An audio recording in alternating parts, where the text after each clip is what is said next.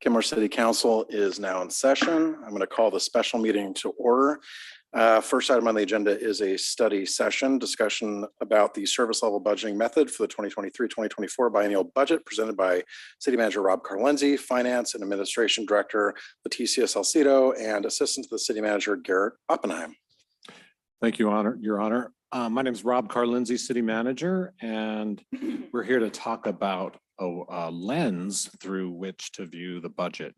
So as you know, we are gearing up to start the 2022 or 2023-2024 biennium budget presentations starting in just a couple weeks here.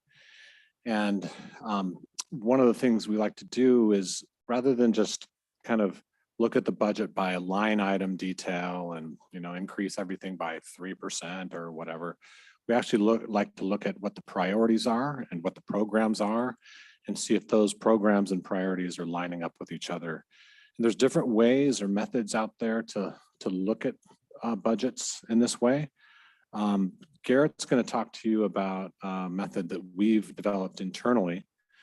One thing I want to note here is that tonight is not a proposal about the next biennium budget. Everything you're going to see here is in 2022 dollars. So it's just a way to look at the current existing budget, and then that sets the stage for the upcoming biennium budget. So with that, I'm going to turn the time over to Garrett Oppenheim. Thank you, Mr. City Manager. Thank you, Mr. Mayor and Council. Oh.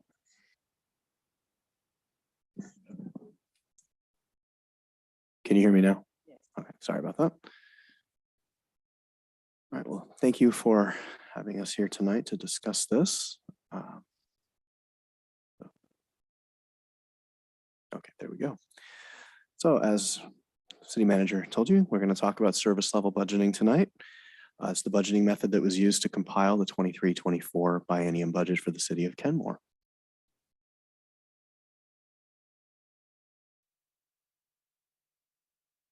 So as you can see from this slide, there are a lot of different budgeting methods out there.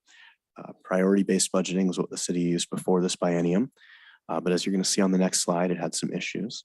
Other methods that we researched before devising service level budgeting included budgeting for outcomes, zero-based budgeting, target-based budgeting, program budgeting, performance budgeting, and participatory budgeting. As I said, these methods all have various issues that eventually led us to go in a fresh direction. In priority-based budgeting, you evaluate every program as if they're all discretionary, but in truth, many are mandated by state or federal law, or they're necessary to maintain public safety. Zero-based budgeting starts fresh every year as though any program could be eliminated, but that's obviously not true. Performance budgeting links funding of programs to their results, but in the public sector, this is problematic because goals are often long-term or difficult to quantify. Participatory budgeting gives an unfair advantage to people who have time to get involved in the process. So that brings us to service level budgeting, or SLB for short. SLB acknowledges the truth that not all programs and services are created equal. Some are discretionary while others aren't. And it distinguishes between those types and scores only discretionary programs based on how well they advance the city's goals and priorities. In order to make this distinction, SLB breaks programs and services up into three categories: core, basic, and enhanced. And on the next slide, we're going to learn more about those different levels. So when it comes to the different levels, it helps to imagine a bullseye. The center circle is made up of core services and programs, those that are essential to public order and maintaining life safety. Some examples, as we see here, are those mandated by state and federal law: road maintenance, police patrols, the city council, the courts, and emergency management. A city has to do these things in order to exist as an entity. The next level of the target are basic services. These are not mandated or essential for public safety, but they are so elemental as to what cities do that it would be very difficult to not provide them. Examples include public park and streetscape maintenance, management of capital projects, administrative functions like employee training, and front desk reception. The outer circle of the target is the enhanced programs and services. These add to quality of life. They're more discretionary, they're not assumed to be inherent functions of cities, and they may augment what other public, nonprofit, or public entities are already providing. Examples include recreation programs, human services funding, events, economic development, affordable housing, lobbying, and the farmers market, among others. Any core service provided at a level beyond what is required would also be categorized as basic or enhanced, and basic services provided at a level beyond what's typical would be categorized as enhanced. So here on this slide, we see the steps in the process of developing a service level budget, and we're going to go through them one by one now. The first step is identify the programs and services the city provides. It's important to find a balance between defining programs too broadly or too narrowly. Police service, for instance, would be too broad, but DUI enforcement would be too granular. There's an art to finding a balance here. After we identify all the programs and services the city provides, they're all assigned to the department within the city responsible for its provision. Now that we have all the programs identified and assigned to the right department, it's time to categorize them, whether they're core, basic, or enhanced. This flow chart guides that process. If we follow it through from the left, we see that if a program is at the minimum level to comply with state or federal law, or it's necessary to maintain public order, it's a core program. If that is not the case and it goes beyond the legal requirements, we move on to ask if it's a function inherent to being a city, even though it's not legally required. If so, we have a basic program. If the answer is no, we see that the program adds to the quality of life, it's more discretionary, and it's not inherent to the city's functioning, and thus it is enhanced. The third step, once the programs have all been categorized, is to cost them. We use costing worksheets to allocate all the expenses associated with a program, including employee time. Programs that exist at multiple service levels must have their costs broken out across those levels as appropriate. Fourth step is for a committee composed of city employees to score the programs. Core programs aren't scored because they're essential to public order and life safety. Basic programs all automatically receive the highest score, a 7, because of how important they are to the city's functioning. As such, only enhanced programs get scored.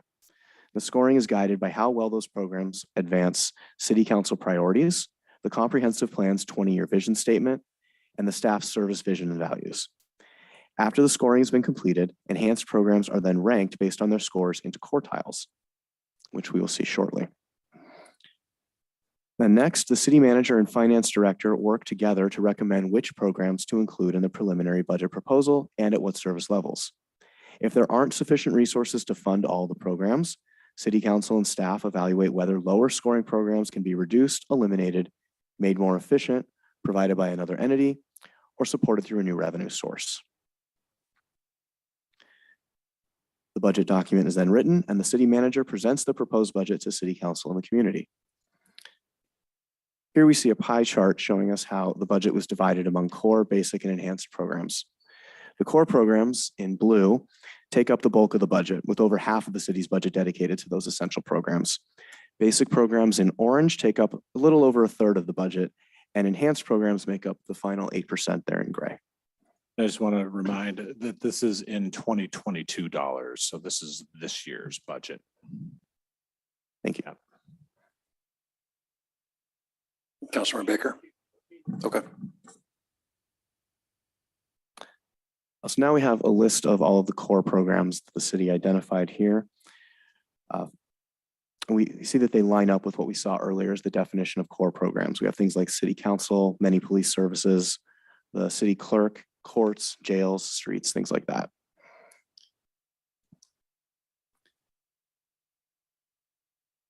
Lost my place here. And as far as basic services, you can see the list there. Sometimes you'll see both core and basic on, or you'll see the same program listed on both core and basic. The difference there is sometimes a service like streets is definitely at the core level, because we got to provide a way for people to get around. The reason it also shows up on basic is it's that portion of street operations that are above and beyond what we need to do just to get people to move around.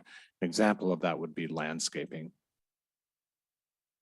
alongside the streets. So as we move into the enhanced programs, we'll see these by quartile. And here we see those that scored the highest when the scoring committee's work was done. You can see that the scores in the top quartile here ranged from a 5.4 to 2 programs that received 7s across the board. Among the programs that scored the highest for advancing the comprehensive plan, the council priorities, and the service vision and values, we see things like human services funding and the Rhododendron Park Boathouse. Here we see those programs that were in the second quartile, which scored between a 4.6 and a 5.4. Programs in this quartile include things like the photo enforcement, traffic safety, tenant protections, and several services at Log Boom Park. In the third quartile, we have a score range of 3.8 to 4.4. We have programs such as recreation, communications like social media, the hangar, and snow plowing. And then we have the fourth and final quartile where the program's average scores range from 2.0 to 3.8. And we see things like researching the Regional Aquatic Center, the Civics 101 curriculum, and holiday street tree lightings. On this chart, we see the combined costs of each quartile, and you can see how the budget is spread across. And these, of course, are all enhanced. And in addition to the scoring committee, in addition to the existing programs that the scoring committee scored, they also scored proposed new programs. And we can see here that 7 new programs were proposed with scores ranging from a 2.2 for street banners to a 4.6 for expanding radar and a 7.0 for implementing the climate action plan. And I mentioned that everything you see here is the 2022 budget. The example, or the exception, I should say, is this slide here. These are potential new programs that might make it in the next biennium budget, but we did look at them in 2022 dollars. So obviously this is, like I said, not in the current budget. Don't know if these will make it into the next budget. But we decided to score them just so that they would be ready for when we go through the next biennium budget process. Thank you, Mr. City Manager. And that's all we've prepared. So we'll now answer any questions that you may have. Councilmember Baker. Yeah, how does this differ from priority-based budgeting? And why did we make the switch? So I think the biggest difference here is the organization of the programs, categorizing them into core, basic, and enhanced, so that anything that's core or basic, we're acknowledging that they're at a high priority already. They can't be eliminated. They're not going to be eliminated. So we only have to look at the enhanced programs to determine what could potentially be eliminated from the budget. I think what it is it's pretty much an extension of the previous model that the city was using. But whereas in the past, we identified all of the programs, we had listings of all the programs. In this case, we identify by the 3 levels. What is core? What is, it might be a program, but we don't have any say as to whether or not that program has to be included in the budget. Sometimes we just have to. So we are now the core programs. They're embedded in the budget because it's services that we have to provide. And then we identified another level, that's the basic and enhanced. And I think the enhanced is if we have additional revenues and additional funds, we try to address those on the outer circle of the bullseye. Yeah. Councilmember File. Thank you. So I have some questions. I'm looking at the options. I'm comfortable with the approach. I'm familiar with it. So I think our committee will respond to it pretty easily as well. But I have to ask, why would snow plowing be an enhanced service instead of a basic need, since we live in the Pacific Northwest where it snows and it's icy and Yes, thank you. dangerous routes? I can answer that. Let's see, where is it? What line is it? Anyway, the answer to that is this does not include our core snow plowing. What it is the supplemental snow plowing that NUD provides for us. That gets our snow plowing done a lot faster. If we don't have NUD, we can still plow our roads, but it just takes longer. So that's why we called it enhanced. Okay, and just looking at the mindset board on programs and looking out for the life preserver program and an ordinance, I didn't see that there. And so I just want to add a little soft note there. Thank you. Councilmember Marshall? Yeah, and I think also following up with Councilmember Baker's question, why the switch from the models?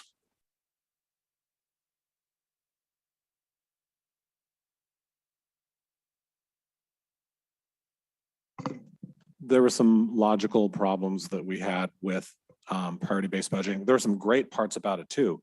Obviously, assigning things to programs, costing them and scoring them, those are all priority-based budgeting ideas. But one of the problems we had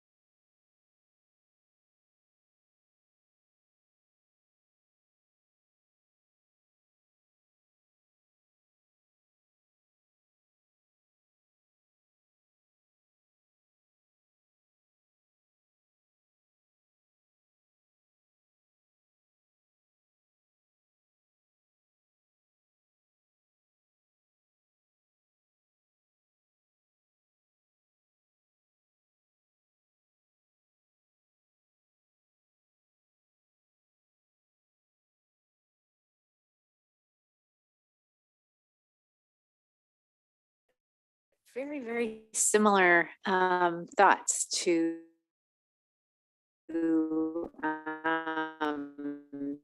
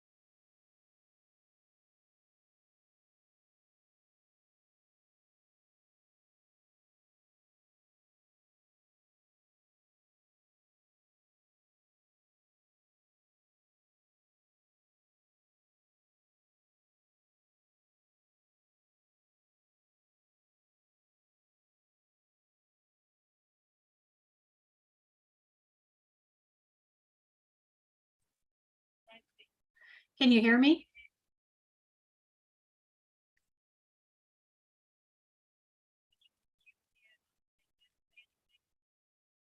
No, not really. Can you hear me?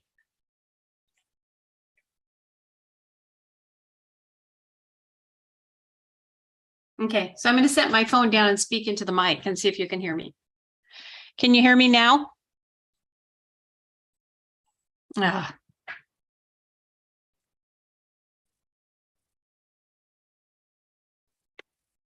Mhm.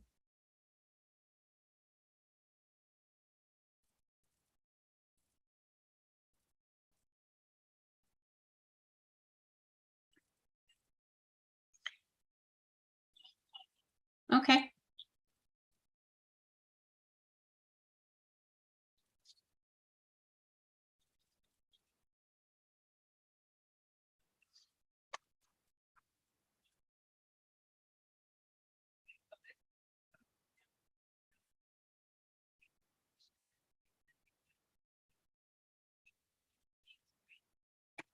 Yeah, barely. I can barely see the screen, which is fine because I have my slides printed.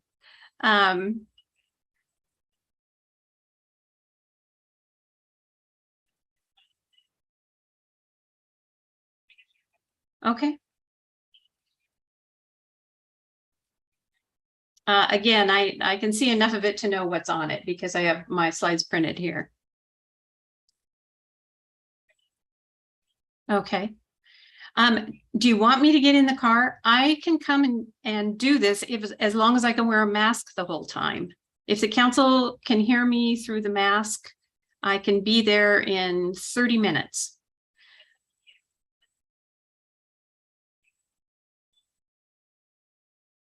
Okay. All right. I think I would prefer to drive in. This is going to be really hard, but how are the people on Zoom going to hear this? All the people who are present on Zoom. Okay.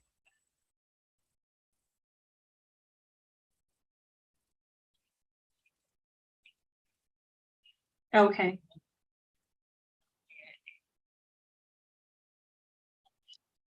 For what we can do in person. Okay, so if I leave now, I should be there by 7:15. I think there's not much on the agenda before me. So it's going to be close. Okay, but I will plan to do that. Okay. All righty. Okay, bye.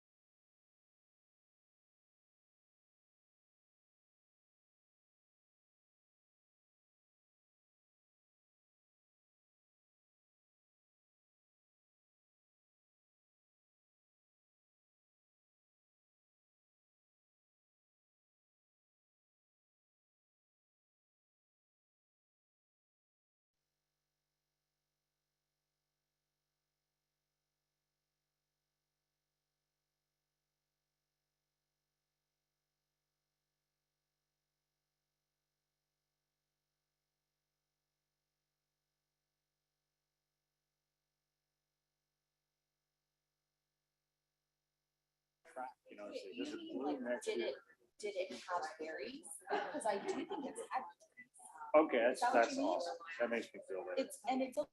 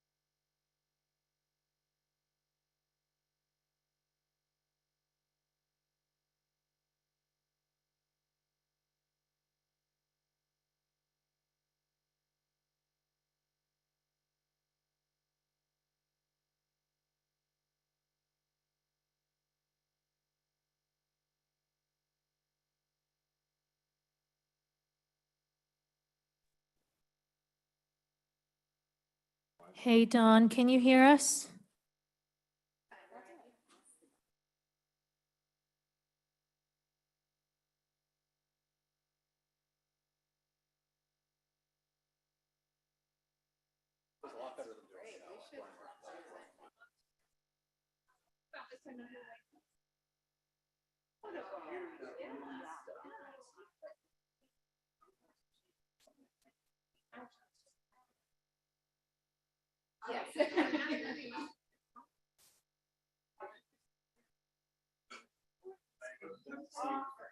I mean, I guess it would. Back in the day. Hello? Hey, Dawn, can you hear us? I can hear you. I was about to get in my car and leave. I can totally hear you. Can you hear me? Yes, we hear you.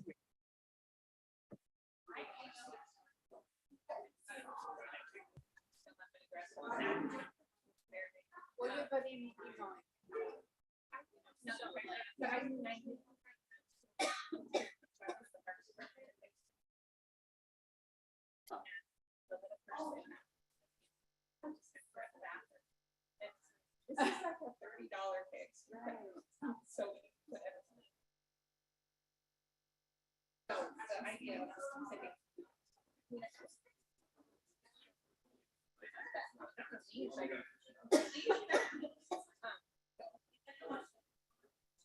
But like if it's short by one day.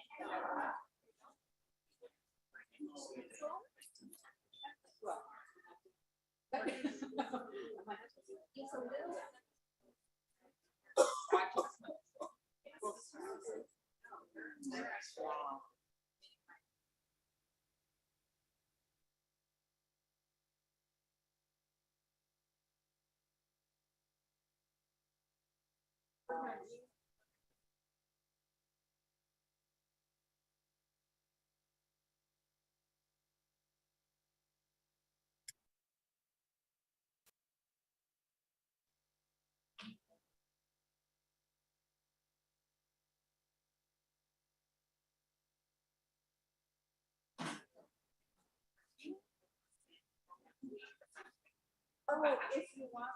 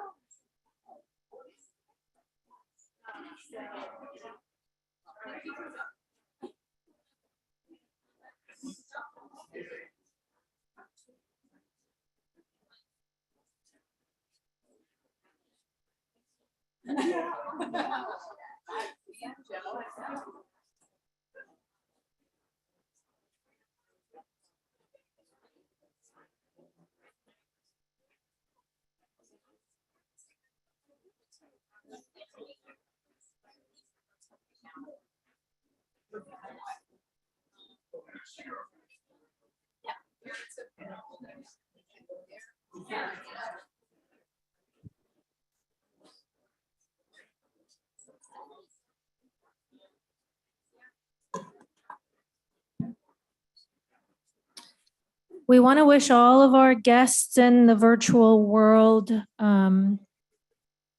a good evening and let you know that just like we mentioned earlier, we are experiencing some Zoom technical issues for the hybrid portion of the meeting. So if you are on Zoom and you are hoping to give virtual comment, we encourage you to make your way to City Hall if possible. What time do you think we'll get out? The meeting will resume on site. We're going to continue to try to have the hybrid offering during the meeting, but in the event that we cannot, just know that the meeting will continue on site. Depends on how the public comments go. We can. Is that okay? We can bet on that. So but Joe probably doesn't want to part of it. That's right. Because then it's collusion and we get in trouble. He knows I'm fair.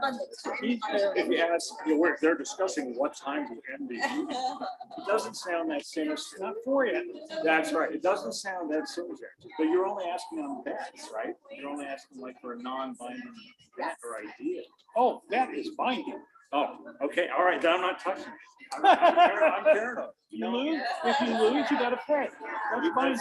Yeah, oh, there you go. That's right. That's what I've done. Come That's on, right. you're a lawyer. You should have thought of that one. There. That's good.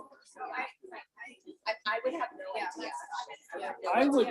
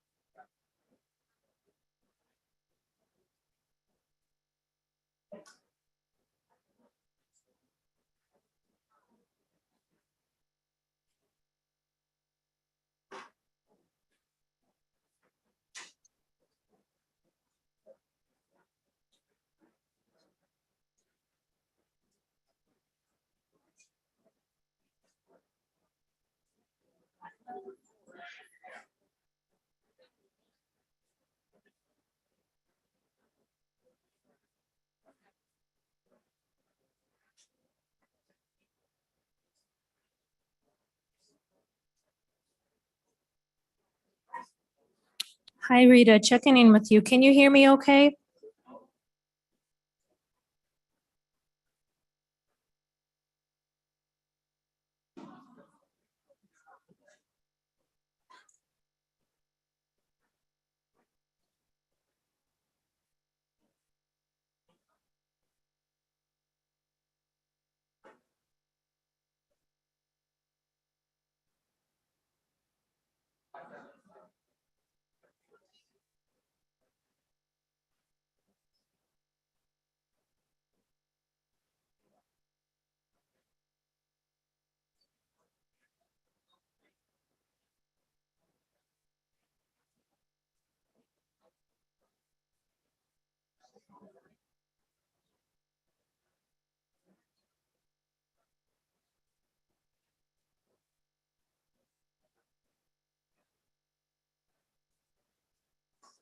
Right.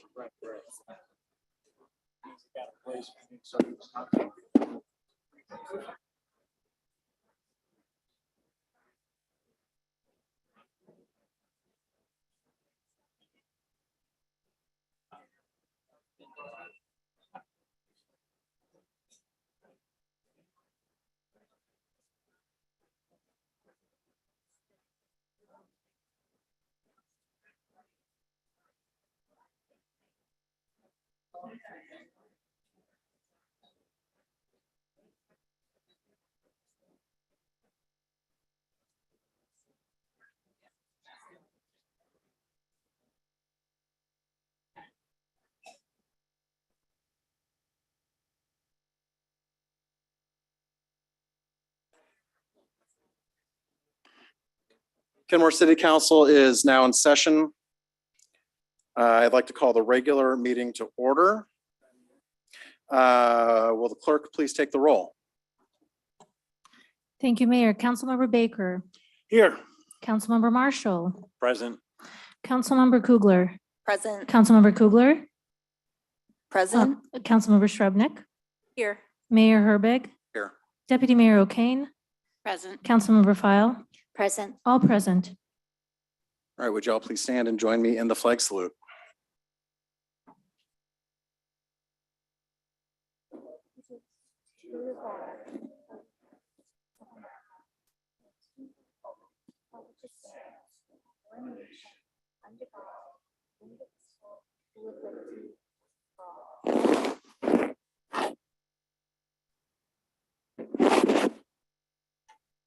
All right, next on the agenda, we have approval of the agenda. Unless there's any objections, the agenda will stand approved as published. Here are no objections. The agenda is approved. Next on the agenda is a proclamation for Indigenous Peoples Day and National Native American Heritage Month to be accepted by Tulalip artist Hugs Moses. Whereas Indigenous people, the first people, are culturally distinct ethnic groups who are native to North America, which was later colonized and resettled by other ethnic groups. And whereas Native Americans are descendants of the original indigenous inhabitants of what are now the United States. And whereas during National Native American Heritage Month, we celebrate the rich tapestry of Native peoples and honor their sacrifices, which we recognize as inextricably woven into the history of this country. And whereas Native Americans have moving stories of tragedy, triumph, and perseverance that need to be shared with future generations. And whereas Native Americans have enriched our heritage and continue to add to all aspects of our society through their generosity of culture and the continued practice of teaching economic, environmental, and cultural sustainability. And whereas the city of Kenmore is committed to participating in dialogues led by tribal communities around the opportunities in the areas of self-determination, sovereignty, and cultural preservation to create an active government-to-government collaboration. And whereas on April 19th, 2021, the City Council passed a unanimous motion to change the name of Squires Landing Park to Taquatis to a more appropriate Lushootseed name, translating to a place where something is grown or sprouts. And whereas the city encourages the unique heritage, diverse cultures, history, and outstanding achievements of Indigenous Peoples Day and celebrates October 10th, 2022, Indigenous Peoples Day. And whereas we stand on the traditional land of the first people of Kenmore and honor with gratitude the land itself and the Coast Salish peoples who thrive in this place alive and strong. Now, therefore, I, Nigel Herbig, Mayor of Kenmore, Mayor of the City of Kenmore, on behalf of the City Council, do hereby proclaim October 10th, 2022 as Indigenous Peoples Day and November 2022 Native American Heritage Month in the City of Kenmore and invite residents to join in these observances. Do we have somebody to? Yes.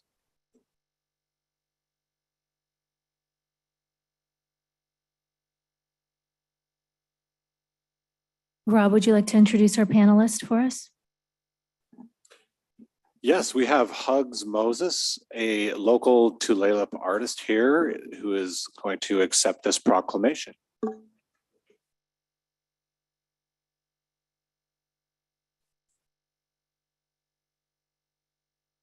We're going to invite the council to take a picture with our resident artist and proclamation recipient.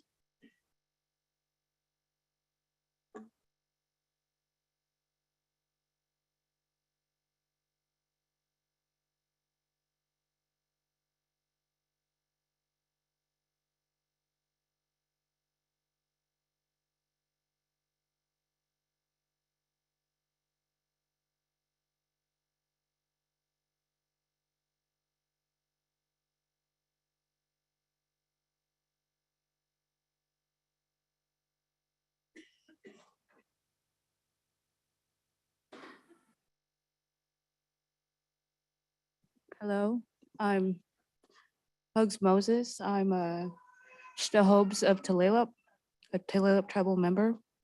And I just wanted to tell you guys how much I appreciate you honoring and celebrating Indigenous peoples and how appreciative I am of it for my art to be able to be a part of it. So, you know, hands go up to you. Thank you. Thank you. Thank you.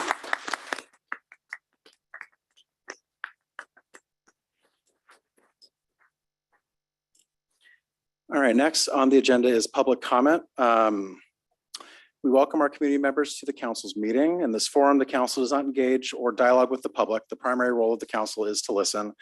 We will hear from our on-site guests first, followed by our virtual guests. If you're online, please use the raise hand feature now if you wish to speak. All guests must address comments to the mayor and city council. The clerk will acknowledge your request and call your name when it's your turn. Your time will start when we can confirm that we can hear you. Please state your name and city of residence for the record and keep your comments to the allotted time. We will not split your time with others or reset your time except by express approval of the presiding officer. Screen sharing is not allowed. You can submit materials to the council or clerk in advance. Please do not comment about pending development projects on which the council will make future decisions, as those are quasi-judicial matters and council members must limit their communications about such matters. This meeting is being recorded, and if your public comment is about the comprehensive plan amendments, including the missing middle housing, we would ask that you please wait for the public hearing, which will be following this on the agenda to make your comments. So thank you for taking the time to express your comments. Madam Clerk. Thank you, Mayor. Before we take public comment, I just wanted to let our virtual guests know that we are experiencing technical issues. So our hybrid meeting component might come to an end.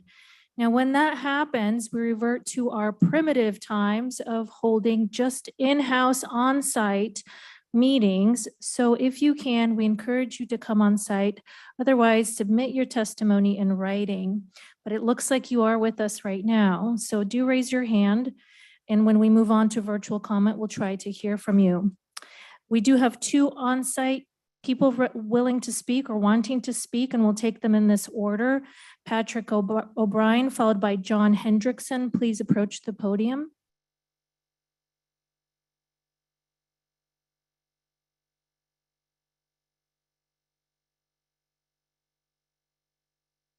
On your mark, is that go? Are you ready? Almost. Stand by. Let me know.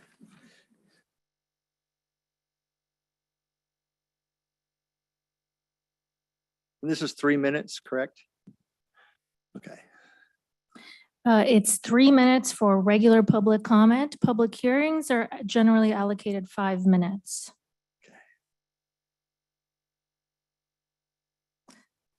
Go ahead. We'll project the time. Hey, good evening, ladies and gentlemen, and council members, mayor. We have a problem here that we had a burn ban last week, and we have a asphalt plant that does not care. They were in full operation. We submitted video and still photos of them operating during the worst burn incident that we've had this year.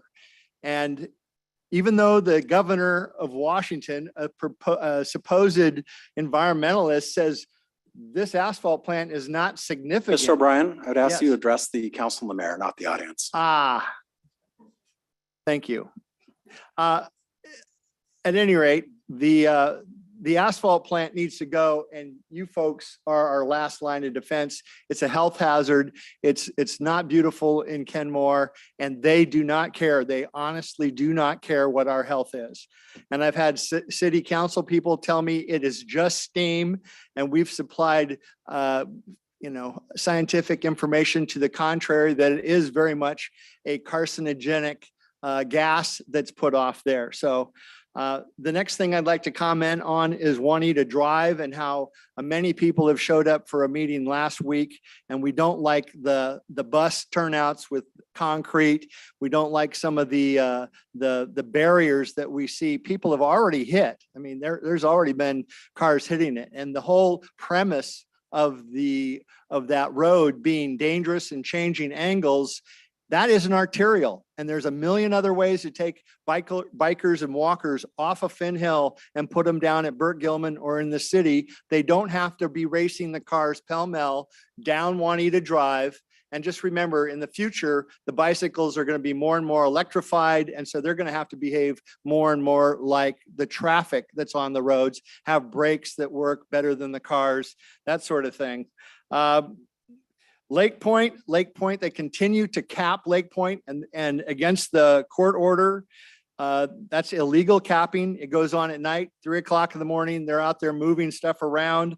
Who's enforcing the ban on capping. They weren't supposed to be able to dig into the substrate or add to it more than 2 feet without getting a court order. And I have never seen that. So who's enforcing those things? And where are the boathouse payments? We have this great boathouse and we have a group that owes $60,000 and we haven't seen that, to the best of my knowledge.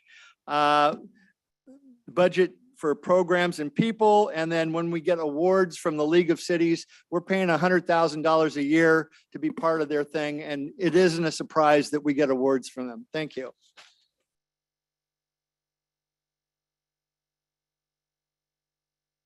Mr. Hendrickson?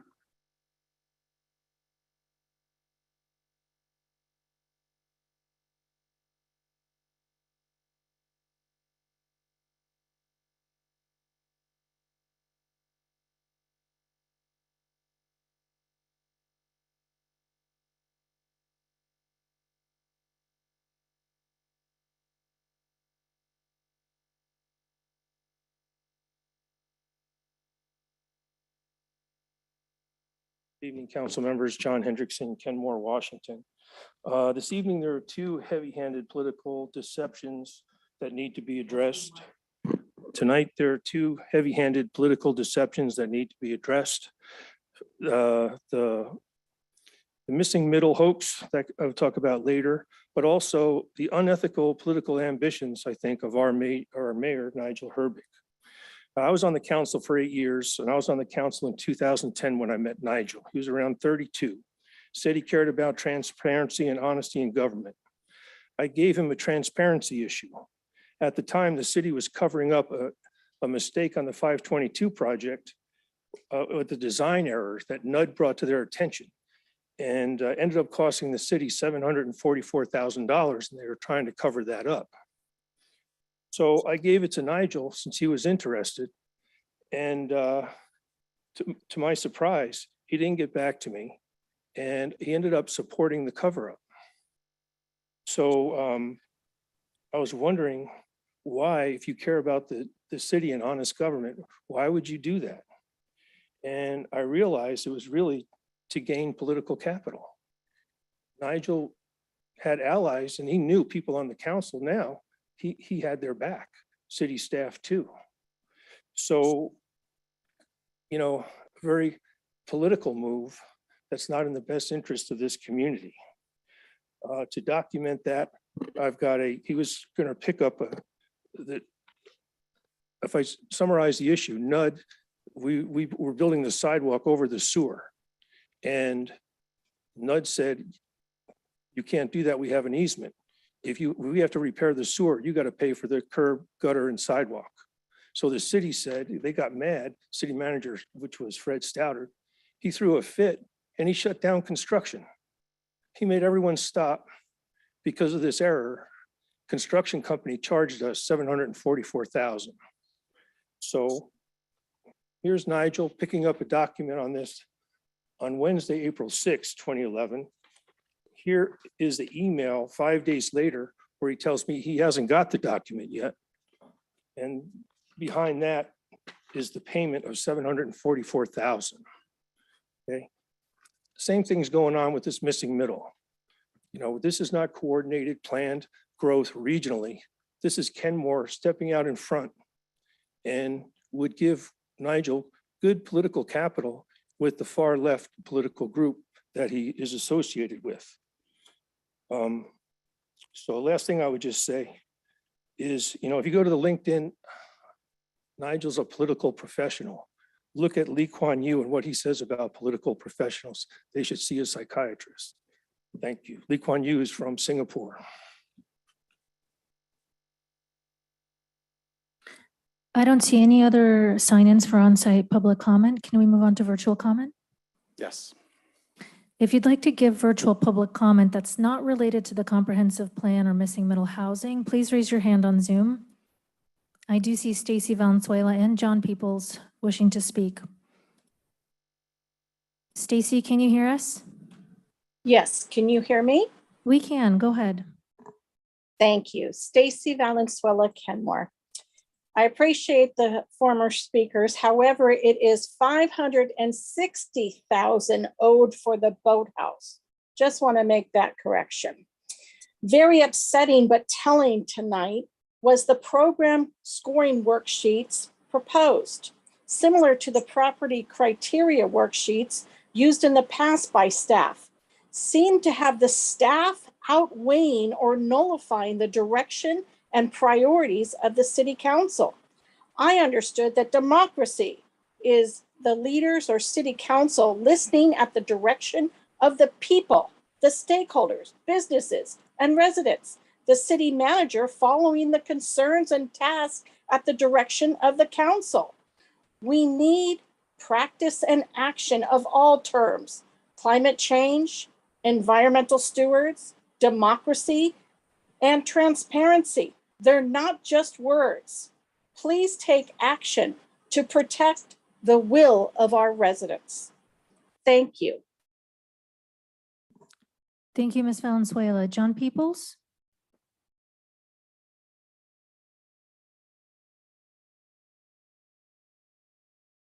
Mr. Peoples, can you hear us?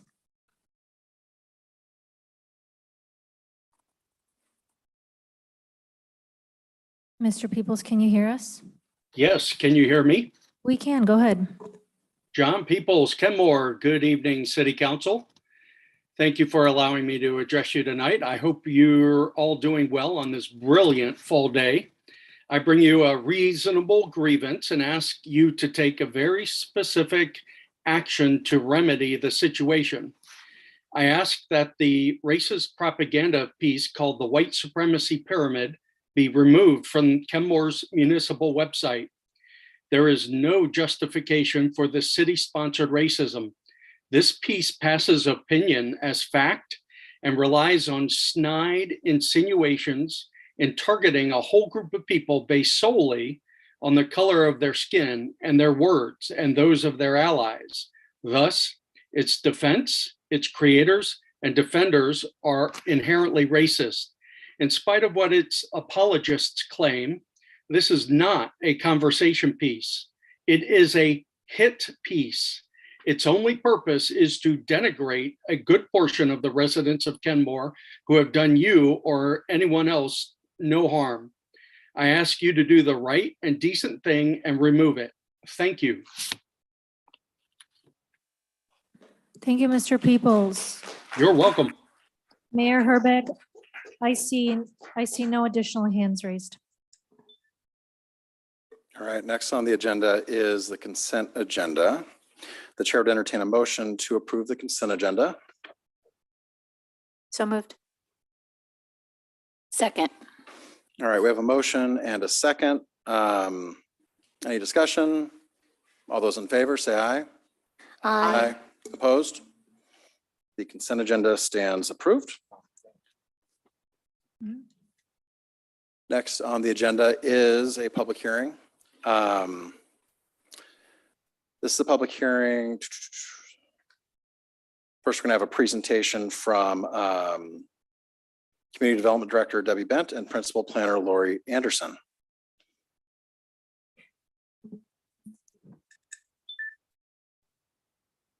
Thank you, Mayor. Before Laurie gives the presentation, I would just like to remind Council that all public comments that have been received to date regarding missing middle housing in particular, as well as public comments received this evening, will be consolidated into a matrix along with a staff response.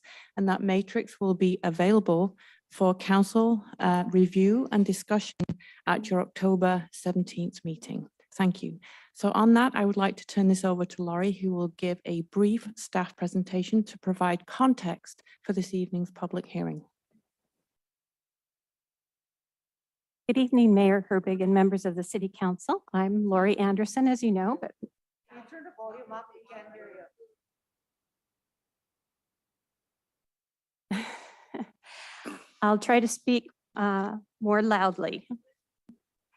I'm sorry, I cannot. My role this evening is to provide background on this project, which actually has a number of pieces.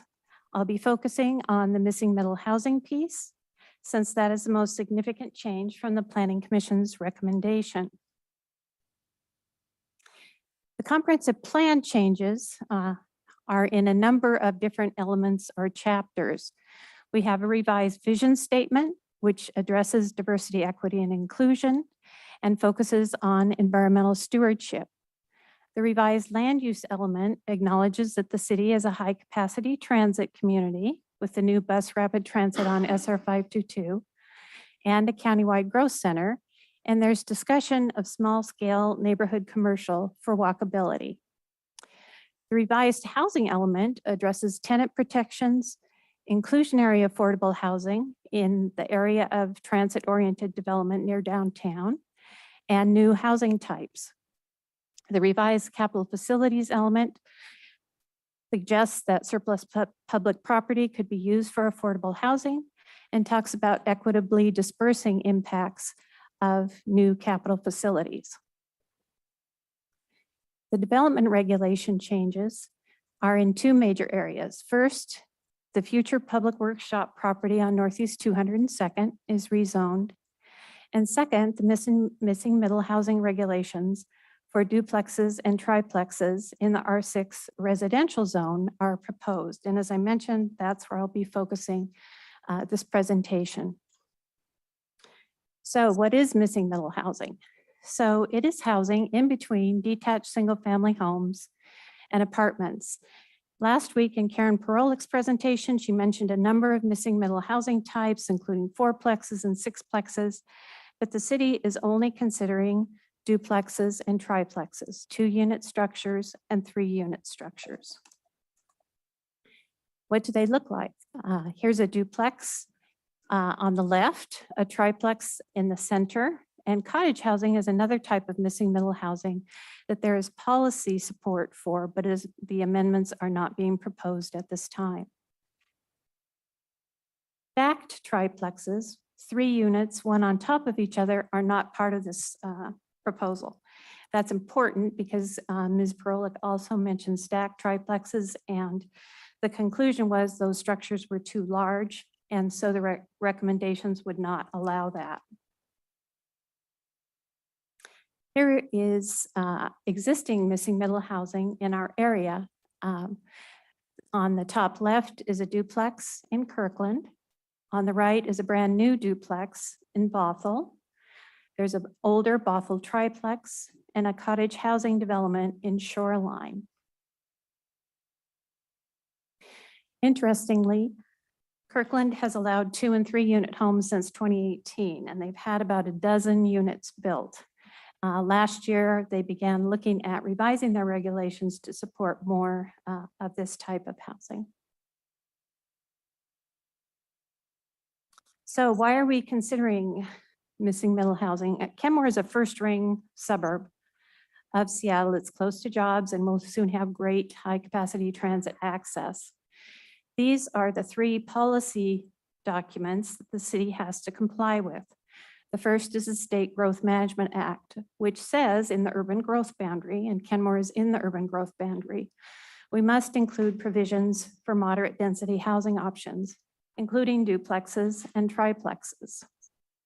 Vision 2050, that is our multi-county planning policy, and that is handled by the Puget Sound Regional Council, or PSRC, says we need to expand housing capacity for moderate density housing to bridge the gap between single family and more intensive multifamily development. And then the King County policies, these are all stacked like nesting dolls, says that we should expand capacity for moderate density housing throughout the jurisdiction, especially in areas currently zoned for lower density single family detached housing.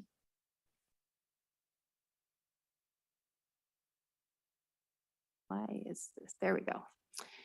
So what problems are we trying to solve with missing middle housing? You all know that we're in a housing crisis that was declared a few years ago and is partly the result of a regional housing supply shortage. There's also a lack of housing types in between single family residences and larger apartment buildings, skyrocketing housing costs, and a historic exclusion of those with lower incomes, which are disproportionately people of color, from some neighborhoods.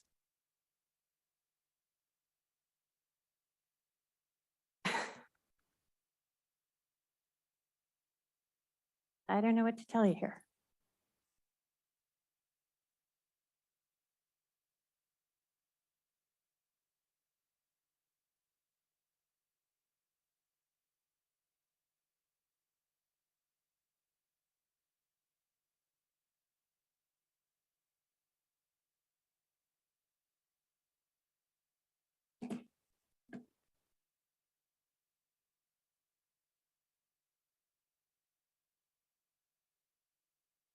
So what are the benefits of missing middle housing?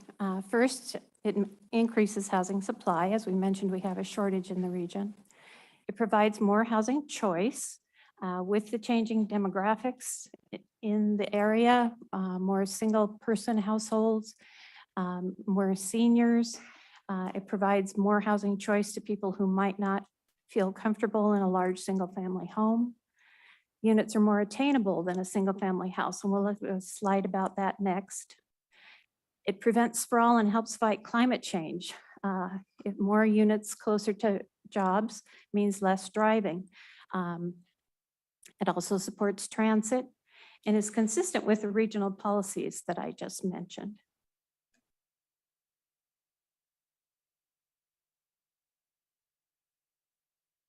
So in terms of making housing more attainable, the median Kenmore household income is about $115,000.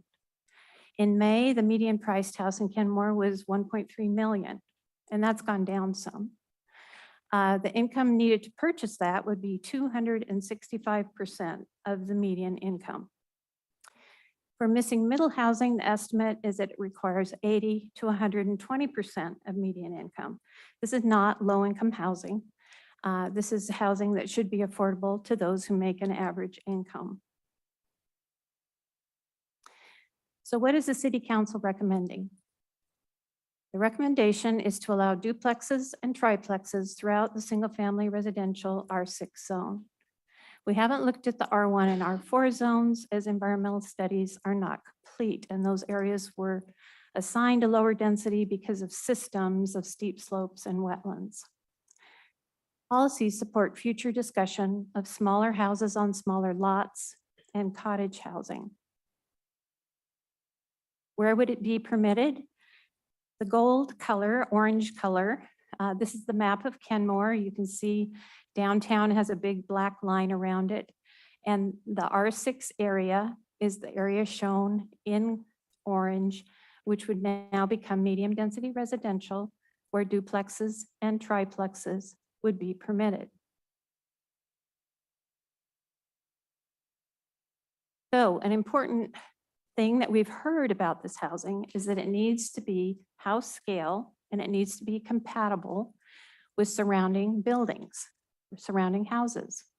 So the regulations specify the size. The lot has to be a certain dimension and there's a maximum building size. This is not something that's applied to single family development. Your building can only be so wide and so deep.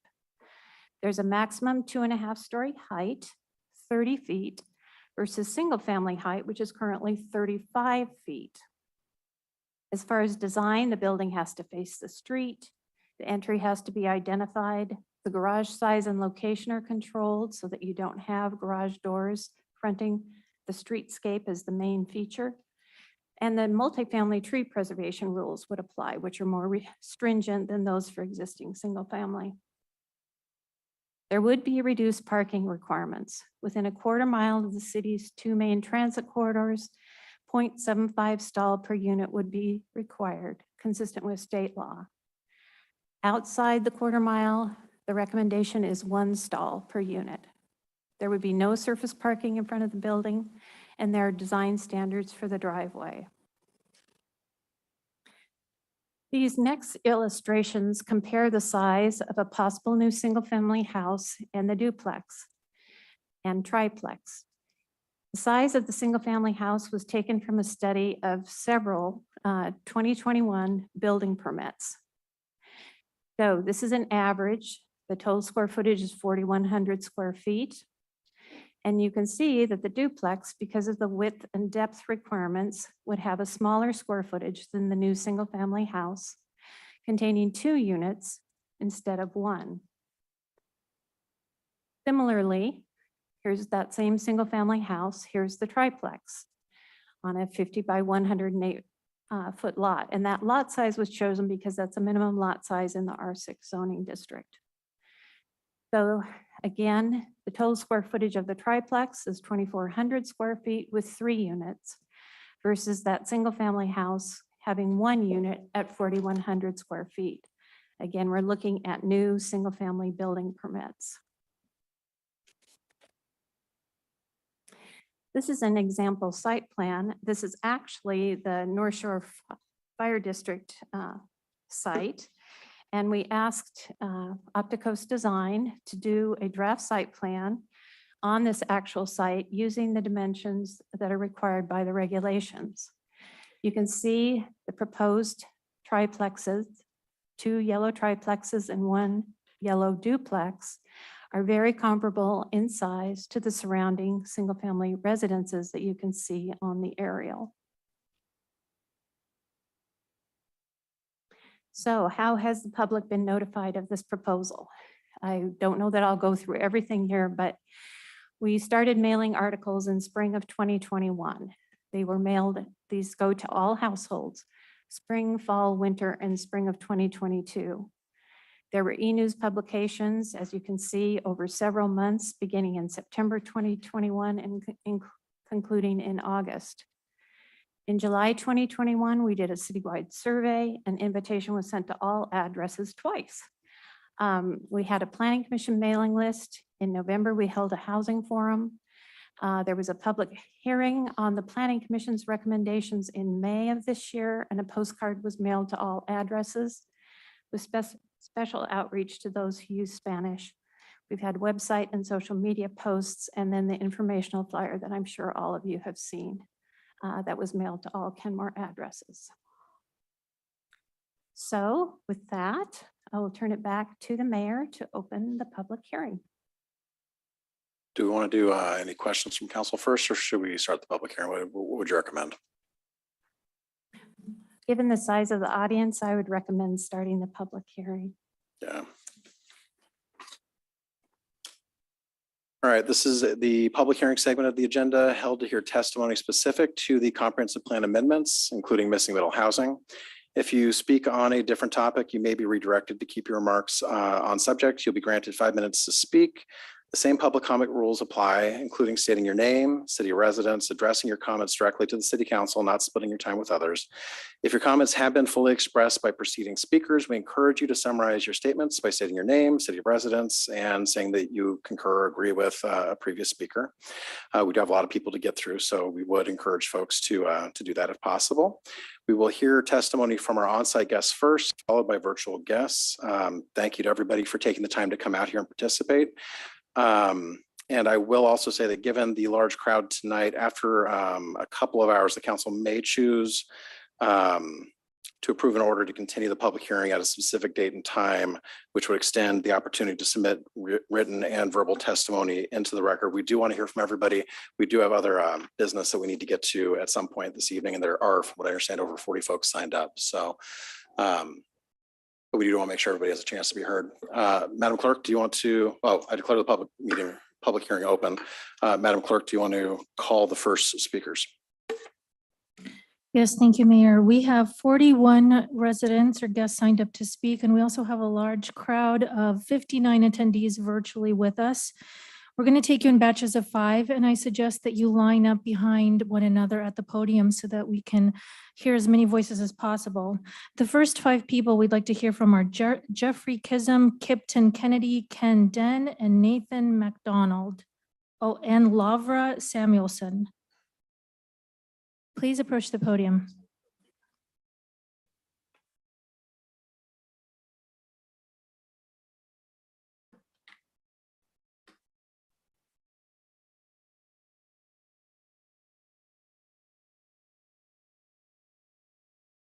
Go ahead. My name is Jeffrey Chisholm. My wife and I have lived in the same house here in Kenmore for 40 years.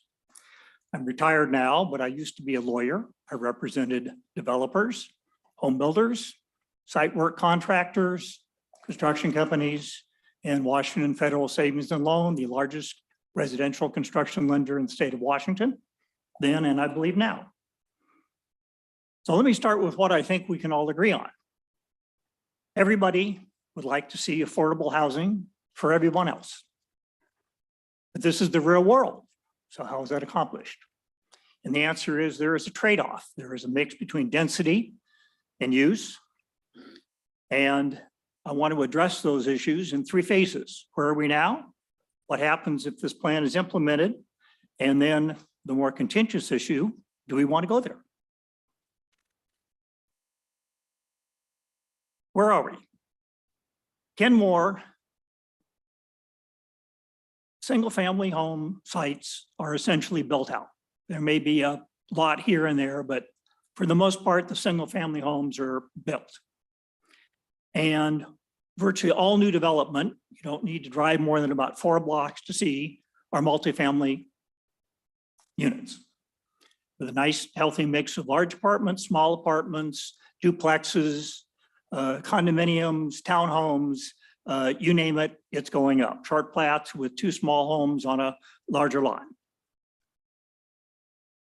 Most of the development since the 1980s have been in planned unit developments with smaller lots, more expensive homes built out within 5 feet of the lot line. They're not going to be affected by this plan. It's going to be the pre-80s larger lots that cover the hillside and across the slough there. Larger lots, older homes. My suspicion is that anything in the $1 million range and down is going to be vulnerable to being torn down and reconstructed with the duplex, triplex.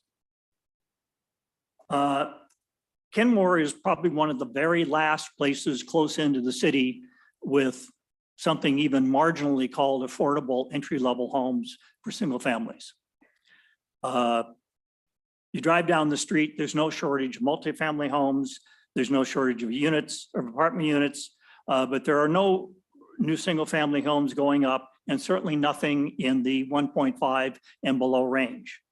You look at Redfin, there's 76 listings for homes, 26 multifamily, 50 are single family, 17 of those are under $1 million.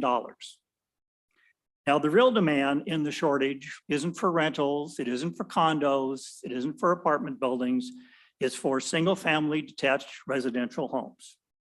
That's what people want to get into. We all have stories of friends and neighbors and kids and relatives that are frustrated they can't get their first single family home. I don't know, I just don't hear about people being frustrated they can't find the appropriate 600-foot studio apartment. But people want to get into their first homes. The aspiration of people is that I believe all of you live in single family homes, and the mayor, under your website, you went out of the way to highlight the fact that you and your wife moved here to look for a place to raise your daughter where they could purchase their first home. So you're no different than everyone else who wants to move here. So my question is, what's going to happen if you approve this? I think the answer is most of the units under $1 million or $1.2 million are going to get torn down. The entry level will disappear. Young families will not be able to move into the neighborhood. There will be even more rental and duplex homes than there are now. And we have what, 60 condos going on here at Murphy's already? And these are going to be high-end rentals because they're going to be new, they'll be in single-family neighborhoods, and they'll need to cover the cost. You are going to change the character of the city of Kenmore in one fell swoop. The pre-60 developments are going to be devastated. So the question is, why do this? It's not in the interest of the existing residents. It's not what the citizens want. I've never seen the neighborhood so upset by this.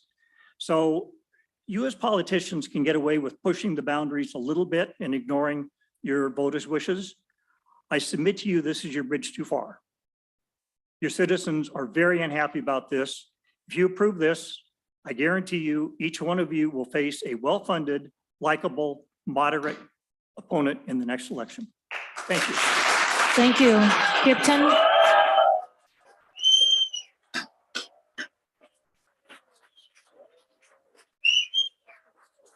We have a lot of people to get through and we can't do it with a bunch of cheering. I would ask the folks, please keep the cheering to a minimum so folks actually have time to speak. It's a tough act to follow. I'm Kipton Kennedy. I've lived here in Kenmore for about 10 years with my wife. Thank you, Mayor and City Council. This is a tough job. Before I get into some negative stuff, I just want to thank you. We've been very happy for 10 years. It's tough work. We oppose the rezoning of the missing middle rezoning project. I watched last week's presentation on the missing middle housing. One of the assumptions there is that if we build these duplexes and triplexes, somehow the cars magically disappear. I don't know how this works. We have a couple good counterexamples here. We've got Wallingford and Ballard, right? These are high density, tightly built houses with no garages. This is a great example. And guess what? Cars line the streets of Ballard and they're not giving up their cars. They're keeping their cars in these high density, no garage environments. The cars aren't going away. It's a bad assumption. I'll even point you to the presentation last week. In one of the presenters' own examples is a city in Nebraska, a missing middle development in Nebraska. No garages in this dense environment. The streets are lined with cars. They're not giving up their cars. It's a bad assumption. I received your flyers and emails. Thank you for all the great communication. Appreciate that. I would hope that after all of this marketing effort and communications from you to us, if we, the people, the majority, don't want this, we say no. I hope you will respect that. I appreciate, this is all a great lobbying effort from you to us. That's great. This is all communication. But if we say no to that, please respect it. I'm concerned this is a pet project of a zealous few people, and that's fine. But if the people speak and they don't want it, please respect that. It's frustrating. Last thing I want to say is, I disagree with some decisions this council makes. That's fine. We can fix a lot of things. We can change things. This is a lasting mistake if it's a mistake. Kenmore changes permanently. There's no going back when you rezone residential like this. This can't be repaired if you make this change, and it's bad. What if there's 6X cars, no one takes transit because it's still inconvenient and dangerous, there's no walkable businesses? What if the worst happens, 2 generations, people still have their cars lining the streets? Now you've just made this an urban mess. It's an urban mess, and it was one of the most desirable places to live. It's too risky to make this drastic of a change. That's all. Thank you.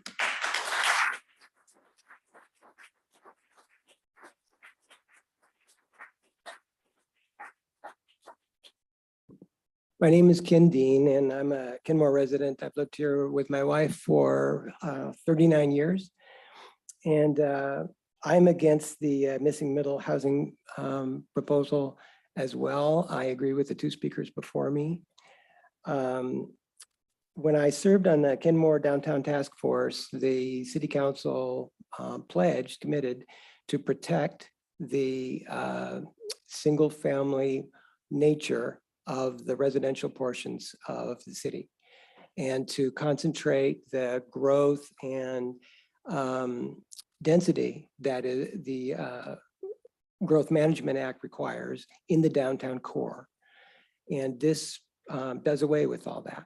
And I actually feel like it might be possible to come up with standards to allow duplexes, not triplexes, duplexes within guardrails that are put up for developers to follow.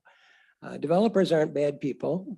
They just have a business, and the business is to wring the maximum amount of money out of a piece of land, and then they collect their money and then they leave. I don't think they're bad people. They're just doing their job. But it's we residents who are left to deal with the problems that are created. And the problems I see are mostly traffic and parking. And what I see is that when roads are developed around here recently, all the on-street parking is removed. And The way I understand the middle housing, missing middle housing thing is that the on-street parking is removed, and then the on-site parking is reduced. So that for a duplex, instead of 2 spaces for parking on-site, as we have with single family, it's 1. But most of those, if we're bringing in family, if we're bringing in families with kids, there's going to be 2 cars, and because you can't work and commute on the bus to someplace that isn't on a bus line or a reasonable distance away, and you can't take your kids to school while the other parent is attending a meeting or something like that. And so you need it. Someday we'll have fewer cars, but that time is no time soon. We're doubling down on cars, with climate change and with the high price of gas. We see people not so much going to transit, but they're buying electric cars, and there's public money and private money going to charging stations and so forth. So we're doubling down on cars. We're not moving away from cars. And so what I see is that if we don't have on-street parking and we don't have a reasonable number of parking places for on-site for each of these things, it's going to be a problem for the neighborhood. And where are they going to do? They're going to do what they do now on 153rd or Juanita Drive, where they've removed all the on-street parking. They're going to park up the road in front of a neighbor's house. And then those people are going to have to park up the road, sometimes for their parking. And we need to have parking for people to have birthday parties, Seahawks parties, whatever. People visit, and there will be parking. I also see a potential public safety issue where there are more forest fires every year, and we have forests here, lots of them, hundreds of acres of them, and God forbid we should ever have a fire. But if we have a fire in a place where there's 1 road in and 1 road out, and parking problems, it could be an issue getting the emergency equipment in there and evacuating the people, and especially if there are duplexes and triplexes, it just makes it worse. So here's what I think we should do. Let's allow on-street parking for duplexes, have strict requirements to deal with parking for duplexes, not allow triplexes, at least at this point, not anytime soon, and require reasonable on-site parking for any duplex. Thank you.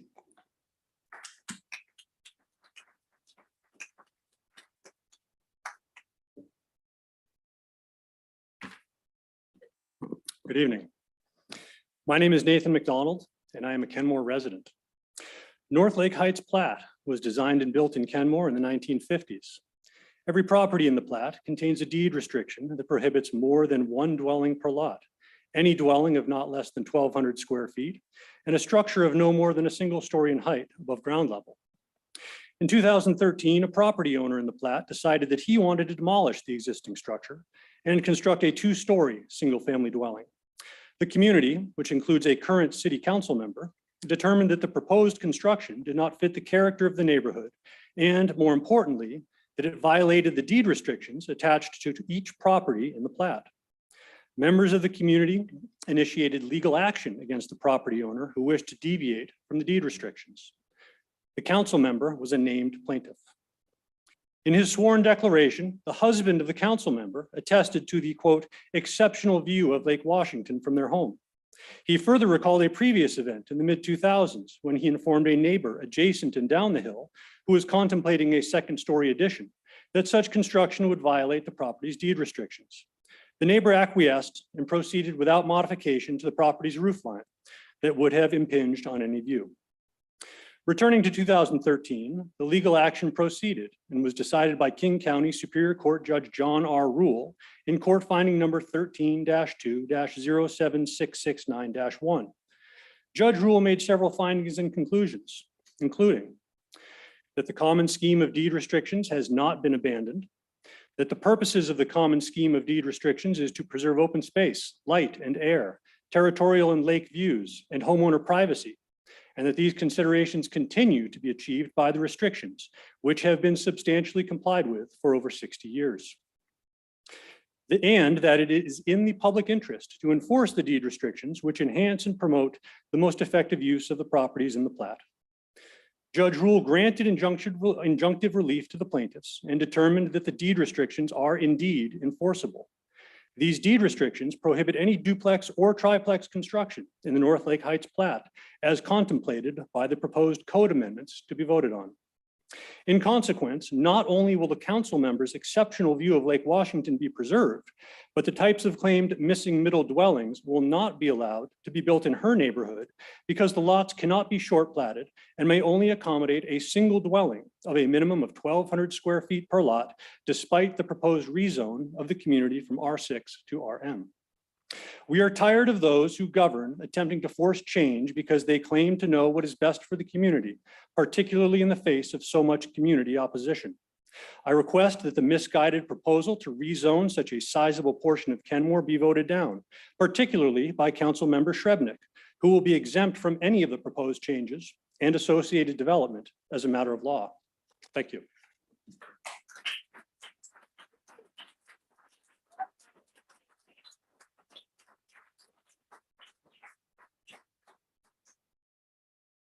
Good evening. I'm Laura Samuelson.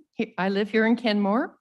My husband and I have been homeowners here in Kenmore since before the city incorporated, and our current address was actually Bothell. We have an existing business here in Kenmore and have raised our children here who attended North Shore schools, where I was a classroom volunteer and involved with the PTSA. We helped build the playground at St. Edward and enjoy seeing families use and enjoy it throughout the year. Our family knew both Caleb Shoup and Sarah Paulson, and were pleased with the council's efforts to make the streets and crosswalks in Kenmore safer for pedestrians and bicyclists. We're happy this council supported Daniel's Real Estate to painstakingly transform the decaying seminary building into a lovely hotel and restaurant. That said, the council may want to dismiss my comments to follow as another not in your backyard Kenmore homeowner. However, I do believe my views represent thousands from across our city. Interestingly, I did go back and read the King County voter pamphlet verbiage for 3 council members in 2021, and none of them did mention a desire or intent to upzone our neighborhoods throughout the city. My husband and I, as I'm sure most of you, chose to live, pay taxes, raise our family, and be a part of this community because it is different from Seattle, because the schools are good, because the crime is low, because both police and emergency response times are fast, and because the neighborhood streets are not lined wall to wall with cars. Going back only a few years ago, our city's quality of life with a high percentage of owner-occupied homes showing pride of ownership was something positive. So yes, in short, I feel protective of Kenmore's single-family neighborhoods, and I don't support upzoning throughout. What I can support is carving out limited arterial bus-supported streets. Consider the well-done multi-use areas such as Totem Lake, Juanita Village, or Wooden Creek in Woodinville. While this approach may not fulfill ideological goals, I believe it would be supported by the vast majority of Kenmore residents. Why isn't that your objective? We simply don't want to increase density throughout our neighborhoods, and with all of the resulting collateral damage, such as we see throughout the city of Seattle. We don't want to be forced out of our cars. We want to keep our parks beautiful and safe. Yes, you may have pending permit applications from developers, and you may be motivated by the opportunity for more property tax revenues, But at some point, and hopefully now, you've gone too far. The zoning revisions in the 25-page document linked on the city website demonstrates the determination to completely eliminate the phrase single family and also create all kinds of property setback and backs and property exemptions to accommodate triplexes and the like throughout our neighborhoods. There are lots of questions and motivations that I believe need vetting before this zoning overhaul moves forward. And I believe that something as far-reaching in scope should in fact be voted on by the Kenmore residents and not pushed through the council.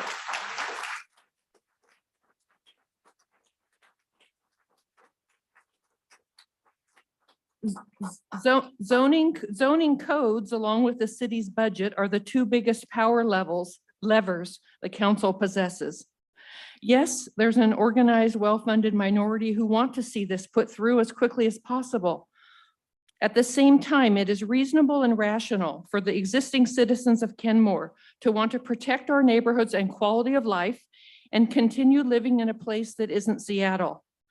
In closing, this massive comprehensive zoning restructure throughout Kenmore, if this is passed, I urge you who are here tonight or listening online to seriously consider running for city council.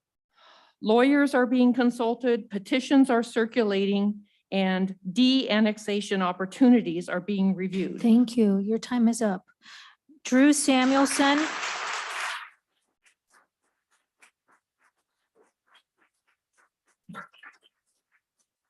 The clerk does request that we keep our applause to a minimum or hold till the end so we can hear from multiple voices. Drew Samuelson, Harry Pomeranz, Kara Messias, Peter Lance, and David Kirsten.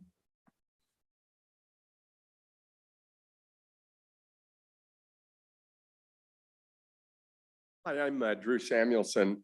I'd heard that you were talking about that you had reached out to the people, and I appreciate your efforts.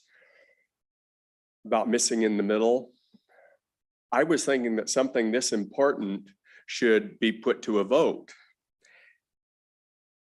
And I was thinking that the city council and mayor of Kenmore should be representing the people of Kenmore and not be part of a larger agenda to force, communities into some national guideline. Back in 2015, there was something called the Fair Housing Guidebook, a rural guidebook, HEDAFFH. And it spelled out in a 200-page document of what is the federal government hopes to achieve in the communities. And I fear that what their goal is that urban areas vote a certain way and suburban areas vote a certain way, and that they would want to help transform suburban areas into more urban areas so they would vote more in line, and hence, that we could be all part of a federal COG political program. And I was thinking that you as mayor and council members could represent the people of Kenmore, and to hell with the federal people and all the other people that want to do other things. We have our city here, and you are our representatives. You represent us, and then we support you, and we have a symbiotic deal here. We don't need King County and the state of Washington and the federal government all mixed up in our lives. We can put together a good community just as we are. Thank you.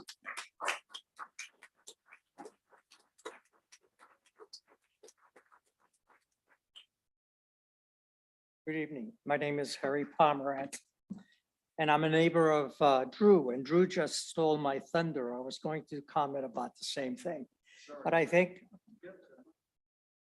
he is right that you are acting in response not to local needs, but to HUD directives, specifically the Affirmative Furthering Fair Housing Rule Guidebook, which really has nothing to do with fair housing, but has got to do more with votes. converting suburban conservative votes more into leftist urban votes. And I think you should be responding to your neighbors, the residents who vote for you, not to Washington, D.C. Thank you.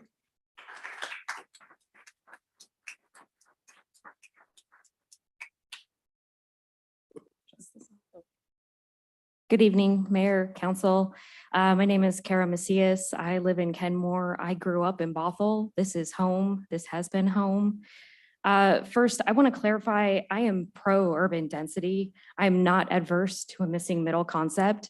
I'm not adverse to a missing middle concept in a walkable neighborhood that creates flexibility in housing types in downtown corridors and neighborhoods.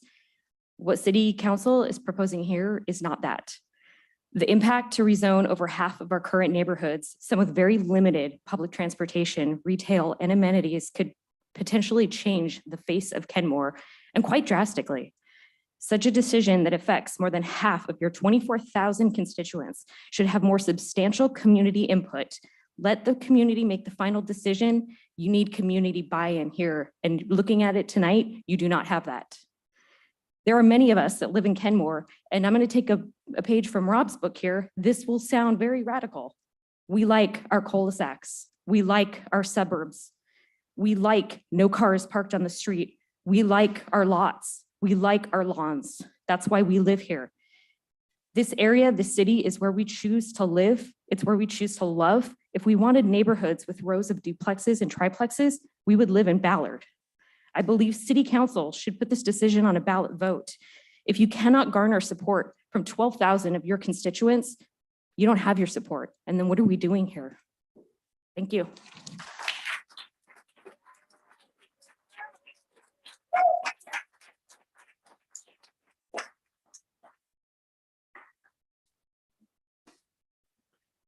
Hello, my name is Peter Lance. I live in Kenmore, lifelong resident of Kenmore and Bothell. I was very impressed last week with the Opticus design presentation. I thought it was very well done. I don't think the city of Kenmore is currently adopting it as thoughtfully as she made her presentation. She said several things about timing, bringing things together all at the same time, the same place, and being ready. I don't think the whole of the city of Kenmore is ready. I think there are many areas that are not ready to be densified. And I would suggest that the city of Kenmore actually look for small areas with very aged houses that are due for the bulldozer, because almost every example she had, a bulldozer would come in, raised the area, and you had new housing there of a higher density. And she had some very nice ideas. Just turning Kenmore into duplexes and triplexes is not her vision. And I would strongly suggest you find very limited areas, go to work on them and do them right and correctly, and embrace what she did, what she suggested. And that would be 4plexes and 5plexes, but there would be walkable areas where you think you can bring in the cafes and the walkability, and you're going to have the transportation. We're a small town. You're not going to have a lot of choices, but to just turn everything into triplexes and duplexes is not well received by this area, and I think by the public here tonight.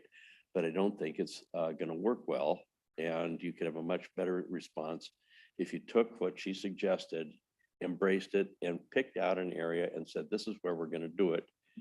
I don't think you have a real housing requirement bind with the Growth Management Acts and so on. Looks like, by my calculation, you need about 120 houses a year to hit your statutory or your obligations. So I think we're getting way ahead of ourselves, turning the whole community into duplexes and triplexes. Let's try to have a decade type plan to see how the city should develop, and focus on something and try to do it correctly. You've got areas over in my neighborhood which if not for 68th and Juanita Way, which you've got a real issue there that we don't know how it's going to be post-COVID, but for years, the council would hear all about the troubles of people trying to cross the slough. That's not going to go away. It's not currently present, and maybe post-COVID, everybody's going to work at home and not drive, but that remains to be seen. I'd actually suggest you stop all the crappy subdivisions south of the slough. They look terrible. People are building tight little houses. So this is where the Opticus design would really do well in what little property is left to start doing that sort of thing, but maybe reserve some areas for future growth and see if you can solve the traffic issues that we're going to have south of the slough. It's just think about maybe some areas should just be reserved. You still got to hit your numbers of 120 houses a year. I get that, but let's not get ahead of ourselves. We can take some time and still be good stewards with the rest of the statewide community. We don't have to solve everything today. Thank you.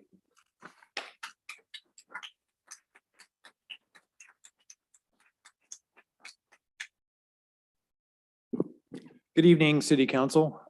My name is David Kirsten. I've been a resident of Kenmore for 35 years.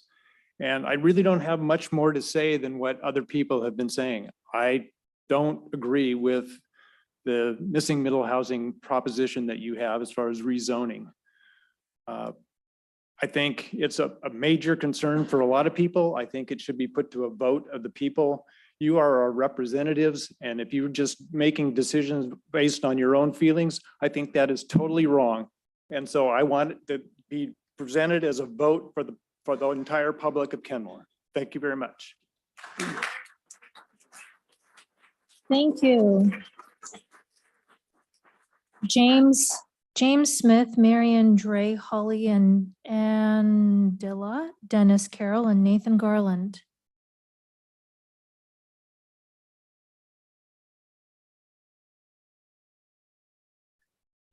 Hi, my name is James Smith. I've worked in Kenmore since 2005, and I've lived here since 2013. My wife and I started off in Seattle, and we moved here in 2013 because we were getting a little bit older and we needed a place that had one level, so we didn't have to go up and down stairs. We had a split level, and it was challenging to find a place like that. It was wonderful to encounter it here in Kenmore, single family home. The fact that I worked and retired from Inglewood High School meant that I met an awful lot of people here. I like this community. I like it a lot. The presentation that was given to us last week, she showed us lots of pictures of 80, 100-year-old duplexes and triplexes. My sister lives in one, actually, in Buffalo, New York. And it was built in something early 1910, something like that, 100 years old. And when it was built, they were still using horse and buggies, and there's an alley behind it. And people used to park their cars back there. They've since turned those into backyards. And so now everybody parks their cars on the street. They're 4-story buildings, so they were stacked duplexes. And you could do that back then. There's no place in Kenmore where you can do anything like that.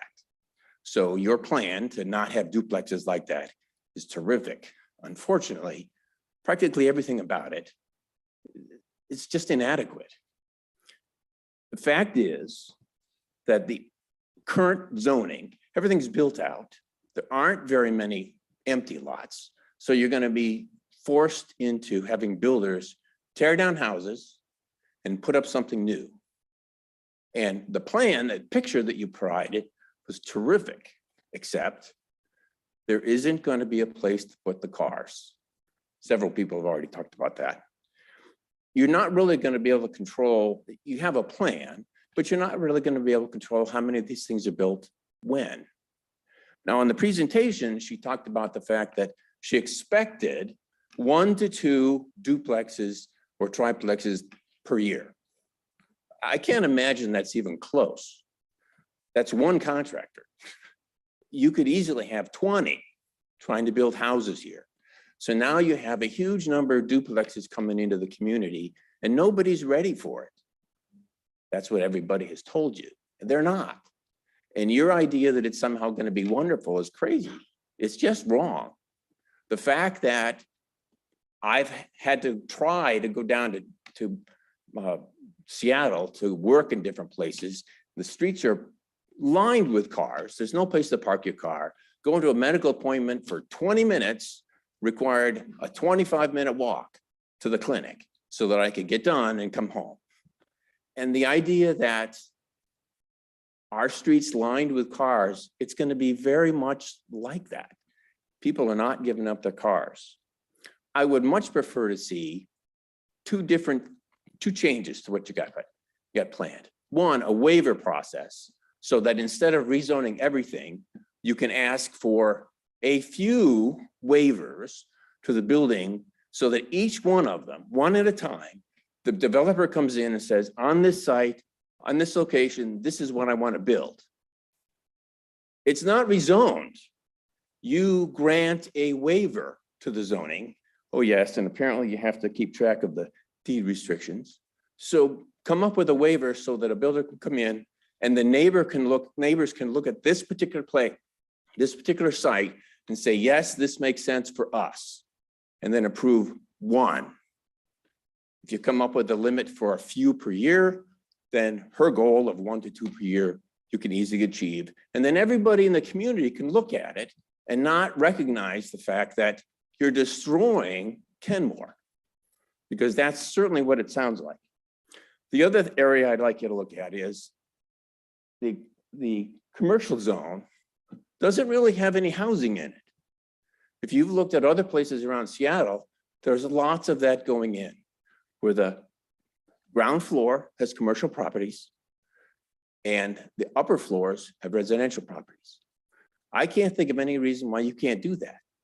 And if you did that right over here, it wouldn't affect my neighborhood, which is what I'm really sort of interested in, but it would provide housing for an awful lot of people. That seems like that's a good idea, much better than this current proposal. Thank you very much.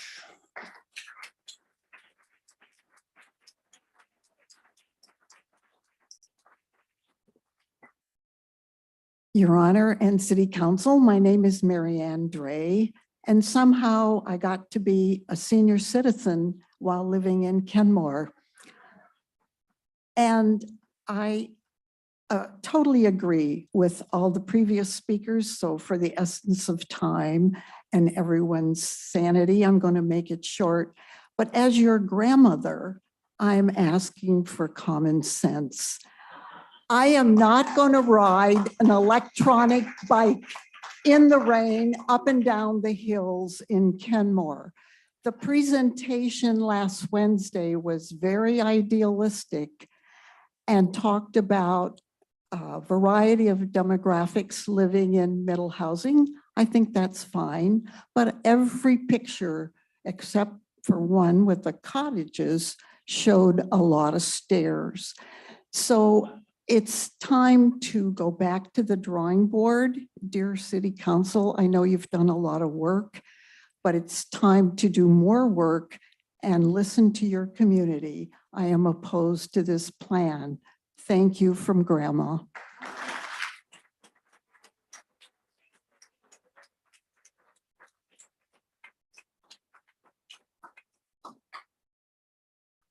Hello, my name is Holly Andrella, and I am a resident of Kenmore since 1964.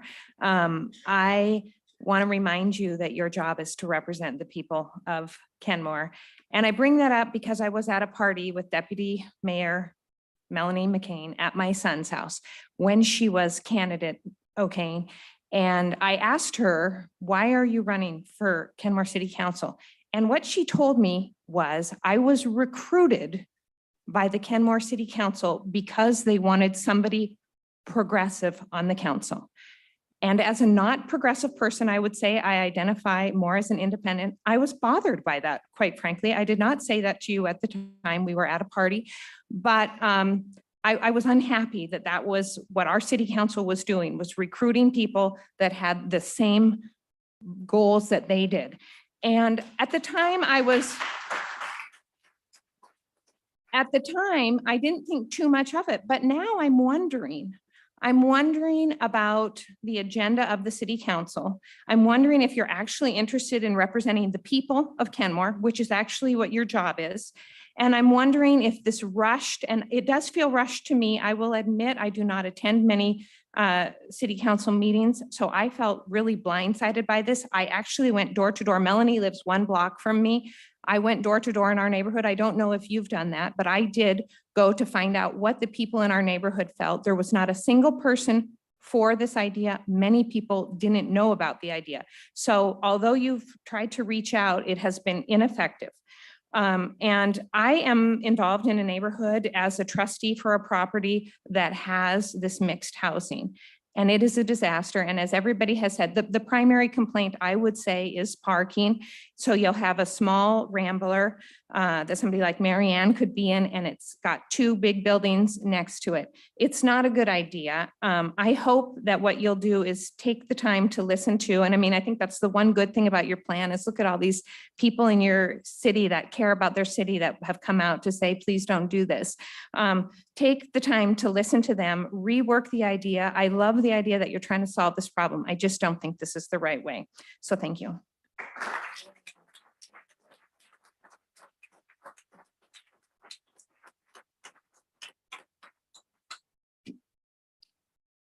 Hello, my name is Denny Carroll. I've been here in Kenmore for about 25 years. And I guess I'm going to pile on here a little bit, missing middle housing issue.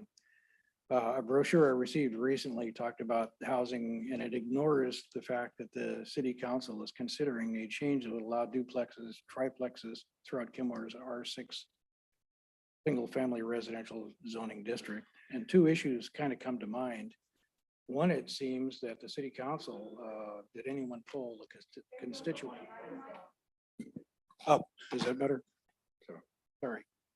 Did anyone poll the constituency? The concept works elsewhere, but the scope of zoning in Kenmore poses what seems to be something ambitious. If the city council, the other thing I'm looking at is if the city council votes to approve rezoning R6 housing, I would like to see permit language that requires homeowners to provide free parking on the property to be rezoned. This concept would include 2 parking spaces for each 1-bedroom unit and 1 parking space per bedroom for multi-bedroom units. I polled some of the residents in my neighborhood, and we all agree too many multiple dwellings spill parking onto the adjoining streets. These projects turn adjacent neighborhoods into parking lots and cause unnecessary disruption. I see no obligation on behalf of the citizens of Kenmore to accommodate parking for missing middle residents. Consider this. If the owner or contractor is unable to develop housing that includes the addition of a free parking, I suggest denial of the zoning permit. If money for the project ignores free parking element as stated above, I suggest that the city either negotiate free parking back into the grant or give back the money. There are lower cost housing options north and east of Kenmore. Kenmore shouldn't turn its streets into parking lots for the sake of punching the middle housing option. Thank you for your time. Thank you. And right after Mr. Garland, we'll have Stan Eisenhatz, Brent Court, Audrey Gifford, Colleen Anderson, and Jeff A. Daniels. My name is Nathan Garland. My wife and I moved to Kenmore over a year ago to begin raising a family in one of its many characteristic single-family neighborhoods. Like many who are here tonight and have spoken out the last 2 city council sessions, I'm concerned that the city council's rezoning plan is proceeding too quickly and without the involvement of the communities that would be impacted. About 2 weeks ago, I learned by word of mouth that the city planned to update R6 zoning to allow duplexes and triplexes. I could not find official details until I discovered the city council meeting notes, which contained a map showing that R6 zoning was not simply being updated, but eliminated and replaced with RM zoning. The flyer that was sent out after the recent city council meeting implied an update to R6, not a replacement. This flyer also mentions duplexes and triplexes, which are typically rental units under a single ownership. which would most likely be property developers. However, the missing middle housing code amendments included in the same meeting notes also allow ownership through condominium arrangements, which is not typical for triplexes and duplexes. Missing from the flyer and the FAQ provided in meeting notes is any mention of the impact to property taxes that would result from increased land values resulting from this rezoning. And in the final revised land use elements amendments document, goal number 1, which previously read, enhance Kenmore's quality of life as a place to live, raise children, recreate, work, shop, and socialize, it has been edited to eliminate the phrase raise children. The more time I spend reading through the details, the more I find that the information that has only recently been released to the citizens of Kenmore is not as transparent as it should be for something that would change the fundamental characteristic of its neighborhoods. And many others agree. An online petition that was started only a few days ago already has over 450 signatures opposing the action at this time. I urge the council to delay the rezoning initiative until it can appropriately involve the communities that it impacts. Thank you.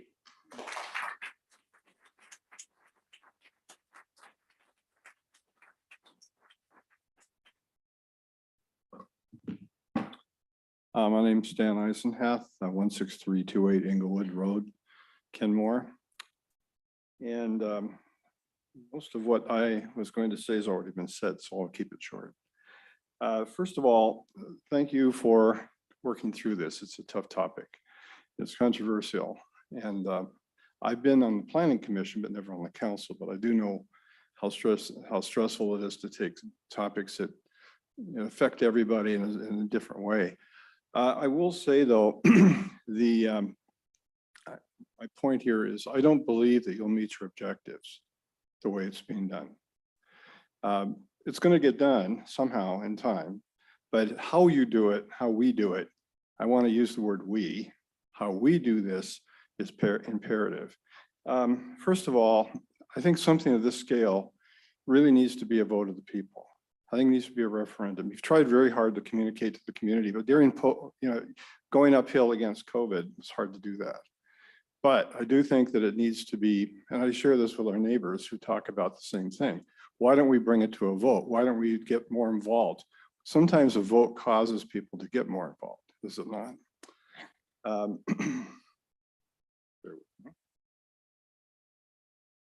The other thing, when these are developed, whether it be however it happens, the question comes to mind. I'm in the real estate business too, so I understand housing and the highest and best use of land. How are they going to be controlled? Is there an HOA? Is there any kind of standards that are going to be made? Or is there a height restriction? Those things are a question as well. What happens? Are they just bedang? It depends what the architect wants for that property. How is that going to be regulated? And I haven't seen anything that has and addresses anything about the architectural aspect or the control of it.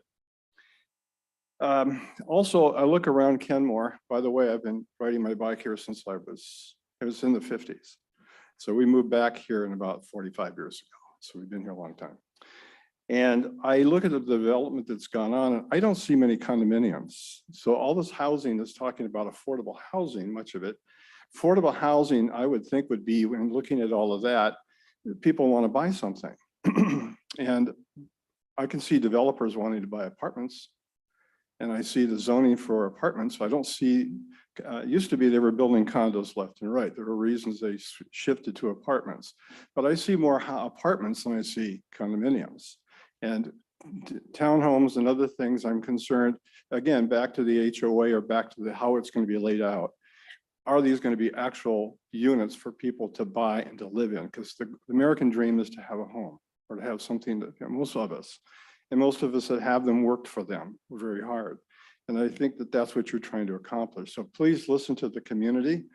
We care, and we like to make sure that we are heard and that we are part of this. So consider it a referendum to the vote. Thank you.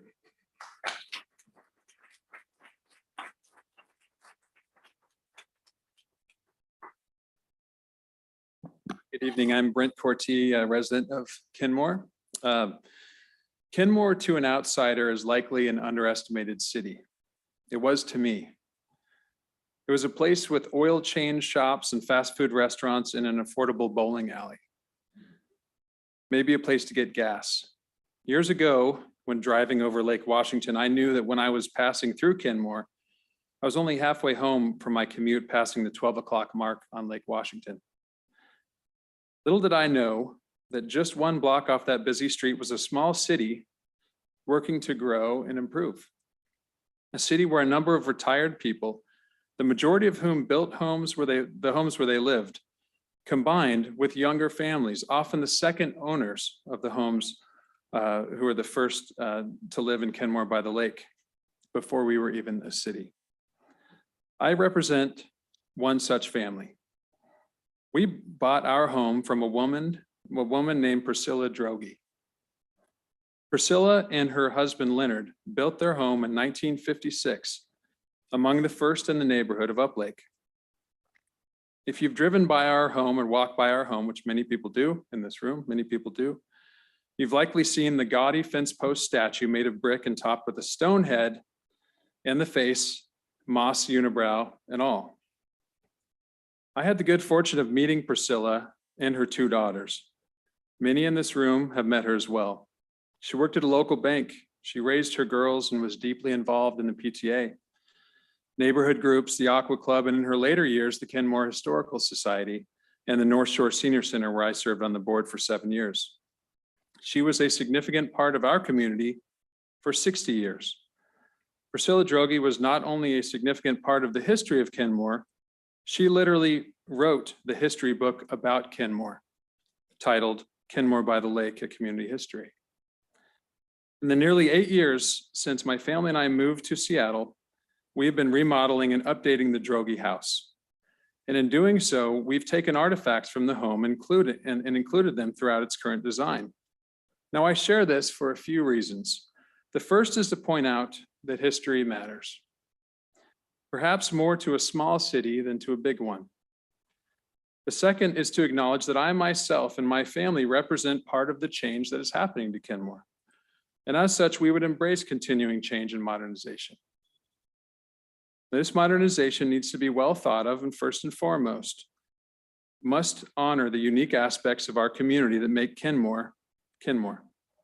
My fear, to be blunt, is that while our good intentions of addressing the missing middle are well-founded, we are ourselves missing the most important points. That we are not seeking to live in a big city, nor to be subservient to one by virtue of rushing to change zoning and construction regulations that would change the very heart of why most of us moved here in the first place. That would change the soul of Kenmore by the Lake. That would make us a little more like the place that many of us fled from. And then unfortunately, may not solve the problem we're trying to solve. Now, cities change. The 1918 Craftsman we left in Wallingford is now surrounded by multifamily housing, crowded sidewalks devoid of architectural balance, and parking is nearly impossible. It is the Disney movie Up, for lack of a better metaphor. Now, does this version of Kenmore by the Lake that we may be headed to, the city that we move to, the city where you want to raise your children, where many of us are raising our children, perhaps one day I will be able to say that in 60 years, I spent 60 years building the community like Priscilla Droege did, and like many of the people in this room have done, many of the people are doing presently. But will it be at the expense of the very magic and the unique archetype that Kenmore is? City council members, for those of you who are on the fence, please take a moment and ask yourselves why you live here. Please take a moment and ask yourself why you don't live closer to the big city.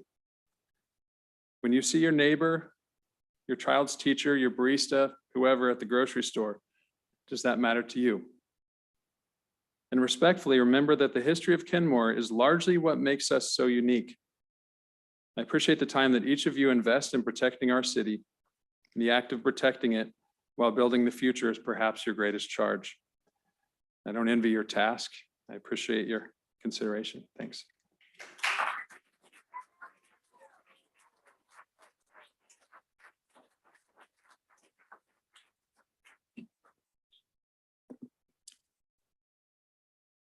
evening, Kenmore City Council, Mayor, and fellow residents of Kenmore. My name is Colleen Anderson, and I've lived in Kenmore since 2006.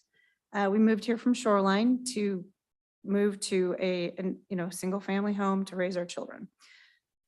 I'm here tonight to let you know that I and most of all the people that I've spoken with about this over the last 2 weeks in Kenmore do not want to move forward with this blanket zoning changes from R6 to RM. I understand the problem you are trying to solve with these changes, but based on my research, I don't believe they will in fact solve the problem. I ask that the council do the following before voting. Define what Kenmore's role should be in missing middle. Define all the known impacts this type of zoning would have. We know it will have impacts to traffic, congestion, the environment, increased traffic. I repeated that. Schools will need to grow and new ones most likely would need to be built, including all the infrastructure to handle the additional residents. We are currently lacking in the infrastructure to handle our current residents. We do not have a great downtown core. And someone else mentioned earlier about what Woodinville's done, about what Bothel's done. And we could probably take some notes from doing some of that, which would provide both missing middle and affordable housing. I would like to see an environmental study impact. Tearing down existing single-family homes would add to pollution. That just gets raised, it gets put into the environment, and that has its own environmental impact. I would like to see the transit corridor be evaluated. Currently, we have issues with it now. It takes hours to get to work. So I don't see how adding more residents is going to and with our current transit, and I know they're improving it, but I just don't see how that's going to solve any problems. I'd like to see the outline of what your plans are to mitigate all of those impacts that I've mentioned, plus additional ones that would come out of impact studies. Define how Kenmore will pay to address some of these impacts. Is that going to be taxes? Will that be from the developers? How are we going to afford this? And I think we should, as some people have mentioned, allow the residents of Kenmore to vote on this. And lastly, I'd like you to define your measure of success. What is success for the missing middle? I don't see that in the flyers. I see a lot of this is what it is, but I don't see how you're going to measure the success. And I understand that you sent a lot of flyers, but I still talked to many people in my community who had no idea that this was coming and that it would impact zoning. None of the flyers, except for one, had a quarter-mile impact for zoning. I never saw another flyer to say we're doing a blanket zoning. Doesn't mean you didn't send it, but I didn't see it. And listening to the meeting from a few weeks back, it did seem that there was a lot of pressure around a specific project and some grant money, which forced you not to allow there to be additional time for your vote. That was very, very upsetting to have that you didn't want to listen to the community or give enough time, that these projects were that important when they could have been carved out, in my opinion. I know a lot of people spoke and have presented a lot of other opinions that I have about this, so I appreciate your attention. And I really, really ask you to vote no and extend it and look for a solution to the missing middle and affordable housing that doesn't impact all of the R6 single-family housing. Thank you.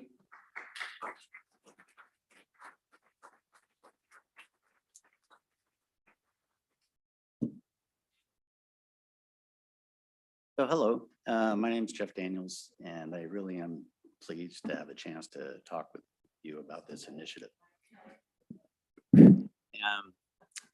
So I live in the Uplake neighborhood in Kenmore, and I bought a house there in 1994. And in the last 3 years, I have hired an architect, a builder, and rebuilt that house. So I've reinvested into the neighborhood.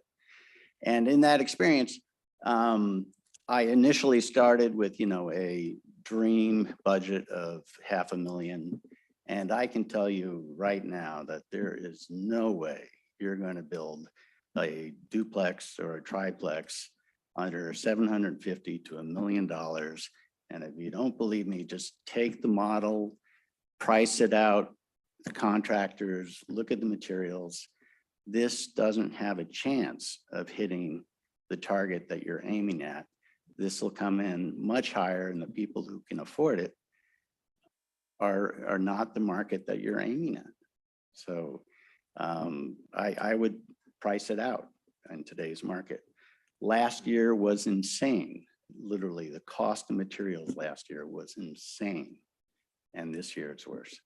So trying to pick out things that haven't been said.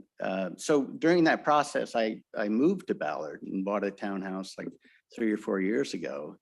And I literally watched, and Ballard is, from a community planning point of view, is pretty commendable. They've done a lot of things right.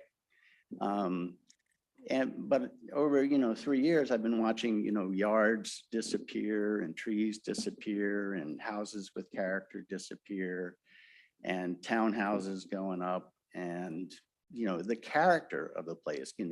After 3 years, I don't want to live there. I'm glad to get out of there, right? And I really don't hear the cost, like building houses between other houses. There is a cost to that.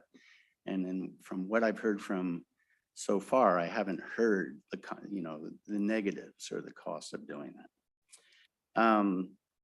The other thing is I moved to Ballard because I wanted that kind of community experience that was represented in the presentation last week. But the reality was that, initially it was nice, but there are downsides to having these community areas where I did not feel safe walking around, right? There are a lot of costs that come along with this community type approach. So, here I walk to Starbucks. I love it. It's beautiful. It's naturally beautiful. And in Ballard, same distance. I don't enjoy it, don't feel safe. And it really comes down to developers, right? Developers who are overtaking people who live there, bidding them out, right? That's really the issue, the profits from developers. Right? So I think despite great intentions, what is most likely to happen if you do go forward with this is it's going to come down to people who really don't want this versus developers who don't live here and their profits. And that's going to be the war. So, and it's happened in Ballard. Don't have it happen here. So my request is definitely a vote. If you don't put it to a vote, you're starting a war. Don't start a war.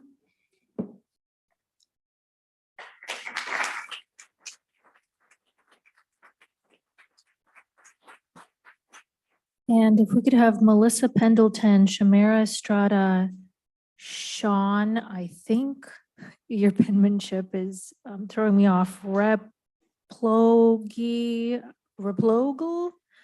John King, Peter Ophel.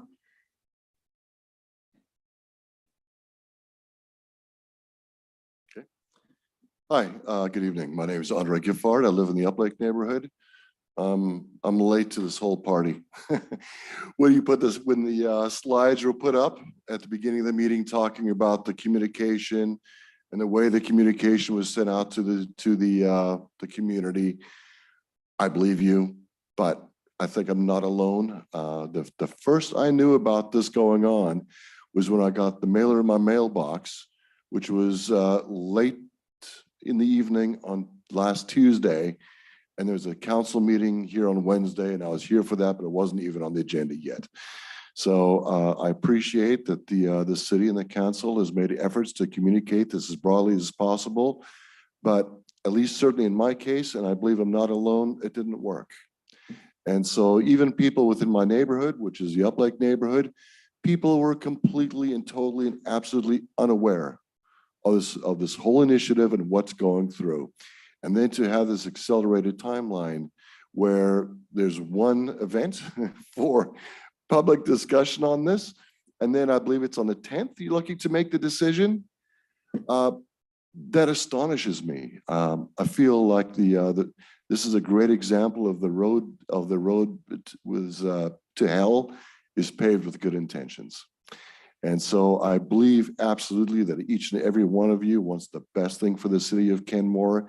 And I understand there's an issue with the price of housing, not just in Kenmore, but in the greater Seattle area, in fact, the whole state of Washington.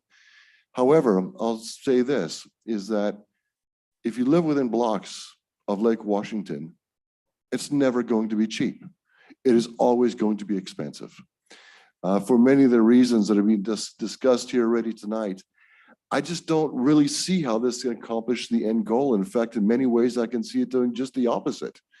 In my neighborhood in Uplake, since I've been there, which has only been about 5 years, but I did grow up in Lake Forest Park. And when I moved to Kenmore, in many respects, I felt like I was moving home, you know? And within the Uplake neighborhood, just recently, there've been several property homes at several properties that have sold to younger couples. Now, they weren't inexpensive properties, but they were still affordable. I don't see those homes, starter homes, that sold recently as being any more expensive than what these options are here that you're looking to build. I love my neighborhood. The reason I moved to that neighborhood was specifically because it's already a walkable neighborhood, and it's nice, it's clean, the yards look great, people care, and there's this wonderful sense of community. As soon as cars are parked up and down the street, which right now doesn't exist, everybody's able to put their cars away. Suddenly, that neighborhood is no longer walkable, and there is no space for sidewalks and curbs and everything else, and for the people to safely walk up and down the streets and do the bird watching, which they love to do. And so I really question the value that this gives. And furthermore, I would absolutely state, given the feelings that have been expressed already tonight surrounding that this needs to go to a vote, I don't believe that any of you should be empowered, and I mean this sincerely, to be able to make a decision that impacts as many of the residents in the city as this does on such short notice. I look at the number on your screen over there with 58 people in attendance. And I look at the number of people that are here tonight. I would wager that still almost nobody knows about this. I was alarmed by this, obviously. And so I went to neighborhood.com. I looked at the Kenmore webpage, and there are people there that are in favor of this initiative. But guess what? Except for perhaps one exception, they don't live here. These are people from Lake Forest Park, and don't get me wrong, I'm from Lake Forest Park, but this failed there. They decided as a community that they did not want to have this density. And so they came over with other means to be able to satisfy the plan. My assumption is when there's something like this, there's some sort of federal funding or state funding or something you want to be able to obtain. But clearly, I believe the residents of the city of Kenmore just don't want this, just like it was not wanted within Lake Forest Park. So please don't make a decision on this. I urge you, please, to put this toward a vote, and then we'll know. Even though I would still disagree with it, if there were a vote. Thank you. I'm and sorry. people wanted We it, do need to move on. Your time I is would up. be able to accept it. Thank you for your time.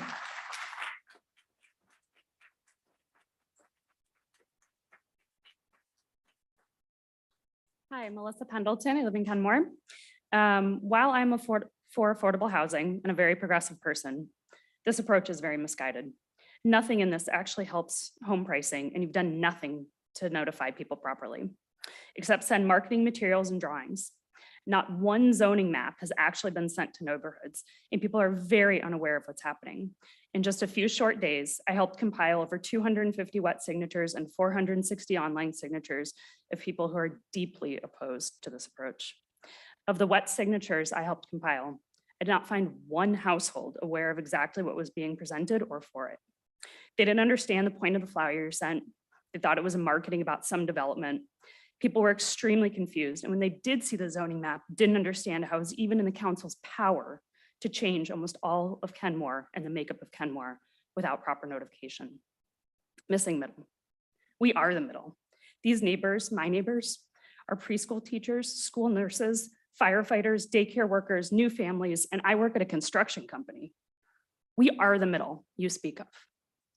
In Kenmore, I'm proud. We have condos, townhomes, apartments, and single-family homes. All are welcome. But per the RCW 3670A, the Growth Management Act, it clearly states a plan must be submitted that ensures the vitality and character of established neighborhoods, but you only chose to talk about the part that talks about townhomes. This complete rezoning isn't careful planning to make affordable housing. It's an abuse of power that's in contradiction to the land use elements for the Growth Management Act. An abuse of power that doesn't help anyone but developers. I've heard people throw around the research. Well, there's just as much research showing that developing existing neighborhoods is not what helps housing. But you've been in an echo chamber, convincing yourself what a great idea this is, and the community gets nothing but a few minutes each to try to state an opinion. Look at other areas. My sister lives in Ballard. Land is now extremely expensive because developers with deep pockets beat out families for houses and charge just as much with 2 or 3 stacked together, creating unsafe parking nightmare that has driven families away. You say it won't happen here quickly, but one day in Ballard it did. I went to see my sister 2 weeks ago, and 2 entire city blocks are razed to the ground of nice, small starter homes. Many new families of the signatures I collected, I talked to. They specifically stated that they had to move away from areas like this for their mental health. The congestion, density, and unsafe conditions are affecting their mental health, families, and giving them deep anxiety. They had to leave. They came to Kenmore. The zoning proposed is misguiding, claiming to help the middle, us, that will affect people's mental health. And I know this is something you care about because you signed a referendum 2 meetings ago, the last meeting I was at, about mental health. Also, in your flyer, you mentioned the Sierra Club. Did you know only half the Sierra Club endorses this? The other half was disgusted, saying that careful planning and retention of old growth trees was much more important than stacking people together. I know you've tried to say that trees won't go away, but at last meeting, I specifically heard them say, well, if it's in the way, they would. So what, the old growth trees go and small saplings that die the next year get put in its place.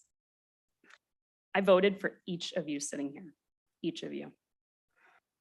You may have your own thoughts about this, but you're elected to be the voice of the people.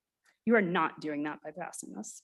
You're abusing your position and taking advantage of very busy families that are working hard, long hours and caring for the kids and don't have the endless hours to look up their own zoning maps and attend meetings.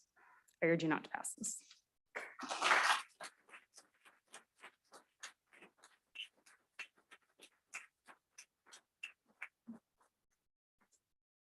Hello, I'm Shamara Estrada and I live in Kenmore. I lived here for 10 years.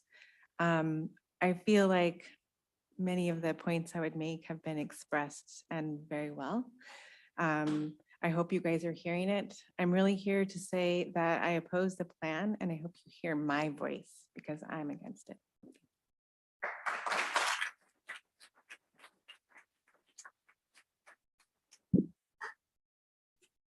Good evening, council. My name is John King. I was here just a few days ago. I've been in this council chambers. This will be the 3rd time in a week. Can you hear me now? This is the 3rd time being in the council presence in the last week.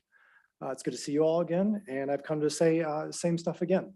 Got your flyer. I've now had it in my possession for 8 days. Just so everybody knows that. Sorry for speaking to the people behind me. Also went online to look at attachment 6. Attachment 6 by Mary Engineering is 70% of the land mass of Kenmore will be swiped away by the power of the pen. The power of the pen is strong. So is the vote of the people. You know, haste makes waste. I teach my kids that. Haste makes waste. I like to repeat that. Haste makes waste. We're hastily changing the zoning of Kenmore. We're not using it properly. Taking time, like we've talked about across the street, taking time to look at property. I looked up a couple pieces of property. If you in Bothell want to build a duplex and sell it, you sell it for $800,000. That's not middle, that's not missing middle.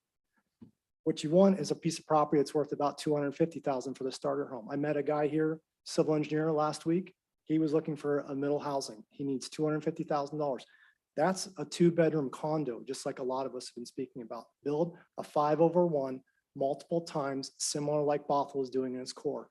And we shall fix the middle housing problem. And there was an interesting note that someone said, we're looking to get 120 houses per year. We build up a long-term plan, building the 5/1s, building core, building our businesses. I've read your big stack of paper here twice now. I do not see where you're getting businesses here for us to live and work in. I do not see it. Also, I'm a big proponent of how do you pay for things? My job requires me to ask, how are you going to pay for it? You're not going to be able to pay for it. We're not doing it. People don't like to hear that. How are we going to pay for it? I don't see how we're paying for this. If a contractor wants to come in and build a duplex, they're going to tap into that corporation stop to get their water. They're going to tap into the sewer existing. They're not going to fix downstream. They don't care. My infrastructure in the community where I live, it's going on over 70 years old. It's not, it needs to be fixed. And are we going to charge the contractors to do that? In short, I just say, please vote this down. Bring in the people to talk over it. This is a nationwide problem we have. And you guys have working strong on this for a year now. I understand that. I empathize with you for the long time that you spent talking about this, but do it in a logical, slow manner. Do it in years. Come up with a management strategy more than just a power of a pen swiping 70% of Kenmore. That's unjust. That's disrespectful.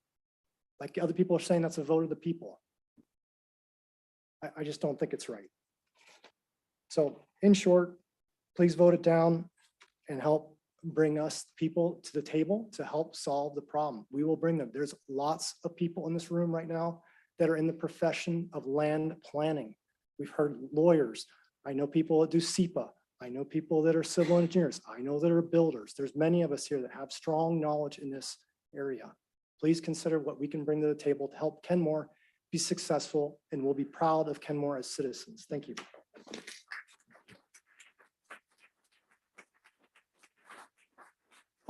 And as we wait for Peter to begin, Andrew Stevenson, Wayne Fu, Michael Friedman, and Roger Anderson. You're welcome to approach the podium.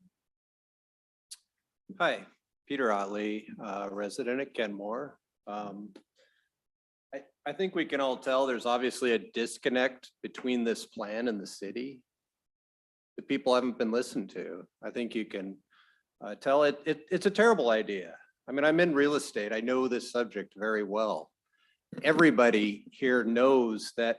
How do we plan a city? We have a city center. There's density in the center. The density supports the businesses. That's how zoning is set up. That's how it's set up in the city of Seattle. There's urban centers, there's urban villages. The density is not set up in the single family zones. I don't know it. I know the city of Minneapolis enacted this. Seattle hasn't done it. LA hasn't done it. I mean, this is a small city we're talking about. Why are we trying to lead the charge in the country on this? This is a radical change. You're changing basically all single family housing in Kenmore. And that's not for you guys to do on a rush. Everything that you've presented, it's inaccurate.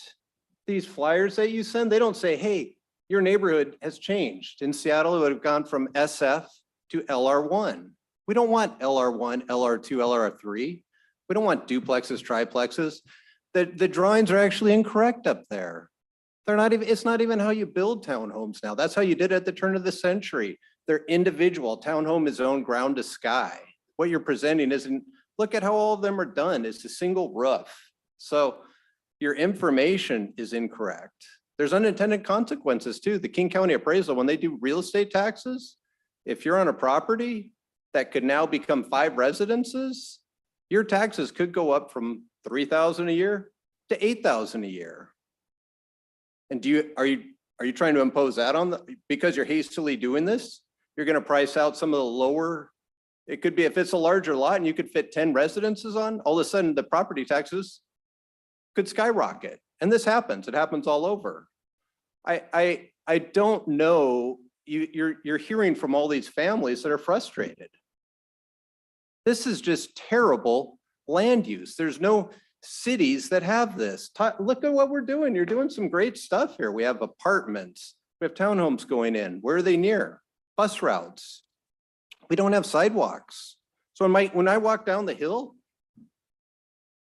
when there's cars parked, I have to walk into the street.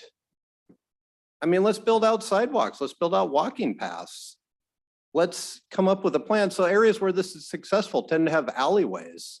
Alleyways offer a space for trash. So now you're gonna add four townhomes, and your drawings aren't correct on how a townhome's built because you don't have a common roof. It's individual roofs, and there's legal reasons behind that.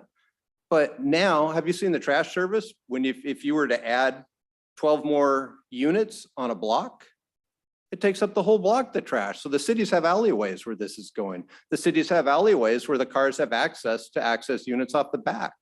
I don't even think the people know how this stuff is done that is proposing this. I mean, you've listened to 40 people telling you, I've talked to a dozen different people in the neighborhood. They all think it's a terrible idea. There's a disconnect here. I mean, I could go on and on and on about all the bad ideas. We have good stuff. We have transit coming. Let's build density near transit. Let's build it where people can walk to grocery stores. Let's build it where it makes sense. If we want to do affordable housing, set up an MFT program like the city of Seattle, like the city of Bellevue, like the city of Kirkland. That is for affordable housing. Then it's working with King County. King County is sharing in the taxes. We don't even know that up there that we have storm sewer adequate. I mean, did you see the billions of dollars it costs to build out the sewer system? I mean, these are massive things. If they're undersized, you got to rebuild them. The sewer, the storm, the schools. I mean, how many portables? We got a lot of parents out here. How many portables are at Kenmore Elementary, at Lockwood Elementary? Why do we have portables there? Because the schools aren't big enough. We all know this. If you have kids, you know this. And so now you're talking about taking, 2 homes and putting in 8. So it's a terrible idea. It hasn't been communicated well. It's not missing in the middle. It's not about affordable housing. I can't even explain how you came up with it, but it needs to be scrapped.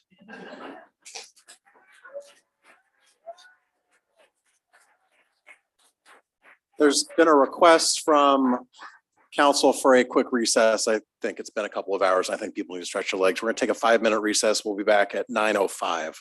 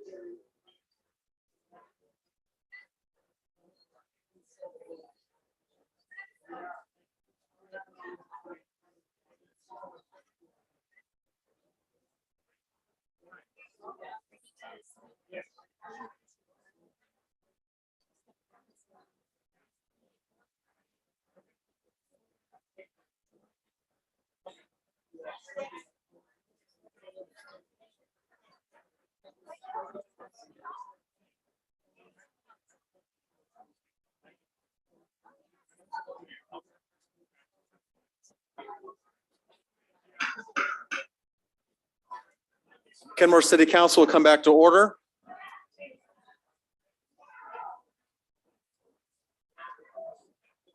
Madam Clerk, who is next for the public hearing? Thank you, Mayor. Okay, let's resume our public comment. We want to hear from you. Andrew Stevenson, Wayne Fu, Michael Fordman, Roger Anderson.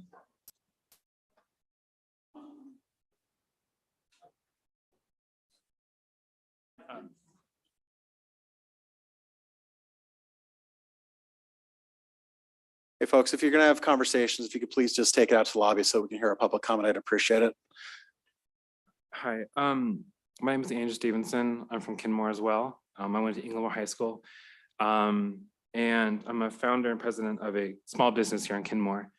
I'm also a civil engineer. That's my career. And I'm 29 years old. I'm a civil engineer. I said that. I'm a little nervous. And unfortunately, you know, my population hasn't been heard tonight. I've heard a lot of "I was here first" responses here today from a very organized and worked up community here of people who have come here. And there's a lot of people who have shared my opinions as well. And they're not here tonight, and it's unfortunate. The demographics that I expected at a public hearing were confirmed. And I may be the youngest person here. But I grew up in a detached home in rural US on the island. I grew up in a duplex as well in Japan. I grew up also in an apartment tower in England. I've lived in 8 countries on 5 different continents. And I've seen different kinds of communities all over the world. And I loved those experiences growing up in middle housing.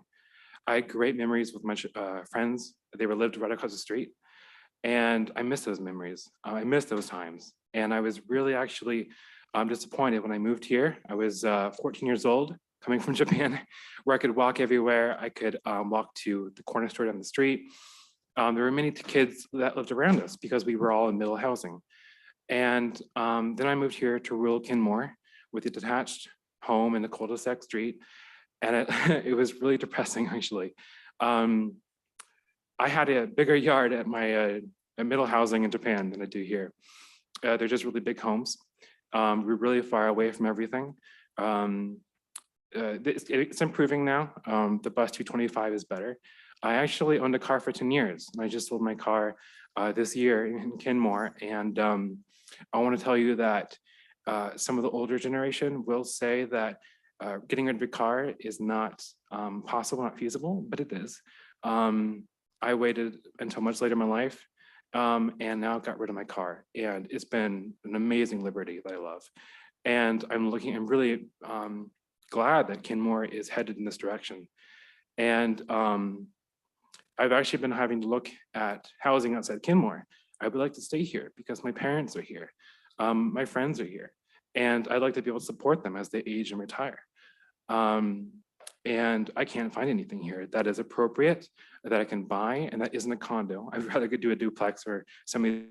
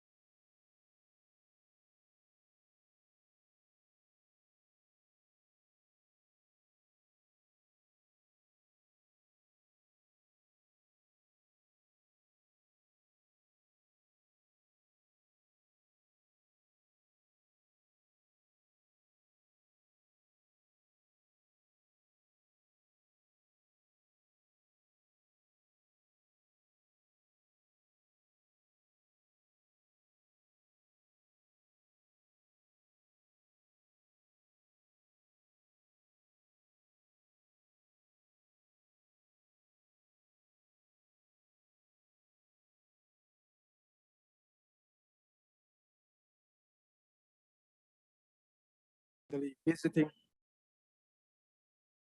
plus frequently visiting parents, kids, grandpa, grandma. So I need a house to accommodate 8, but any house just show me away. So I wanted to build a house that's a lower price than the low-income family house. So that said, I am a walk the talk person, I consider. I like compact living, and I like Kenmore. And I couldn't walk away from Kenmore, but to tear down and build because one of my kids had selective mutism, and the school had been very supportive to her. She's talking now, okay. I want to talk a little bit about the infill triplex. And this type of infill, particularly proposed by the council, would involve tear down. So I'm going to talk about this a little bit. The infill triplex will not be more attainable than existing single-family house. The new housing construction involved tear down on a small site is 3 times the price of the existing house per square foot. All these factors, I'm sorry, skip that. It makes it impossible to build attainable housing unit because I cross out a lot of it. A new smaller house on the new RM zone may cost slightly under $1 million, but it may increase to over $1 million in 1 or 2 years in Kenmore. Tear down a livable house to build missing middle house for profit from real estate is not fighting climate change. According to many studies,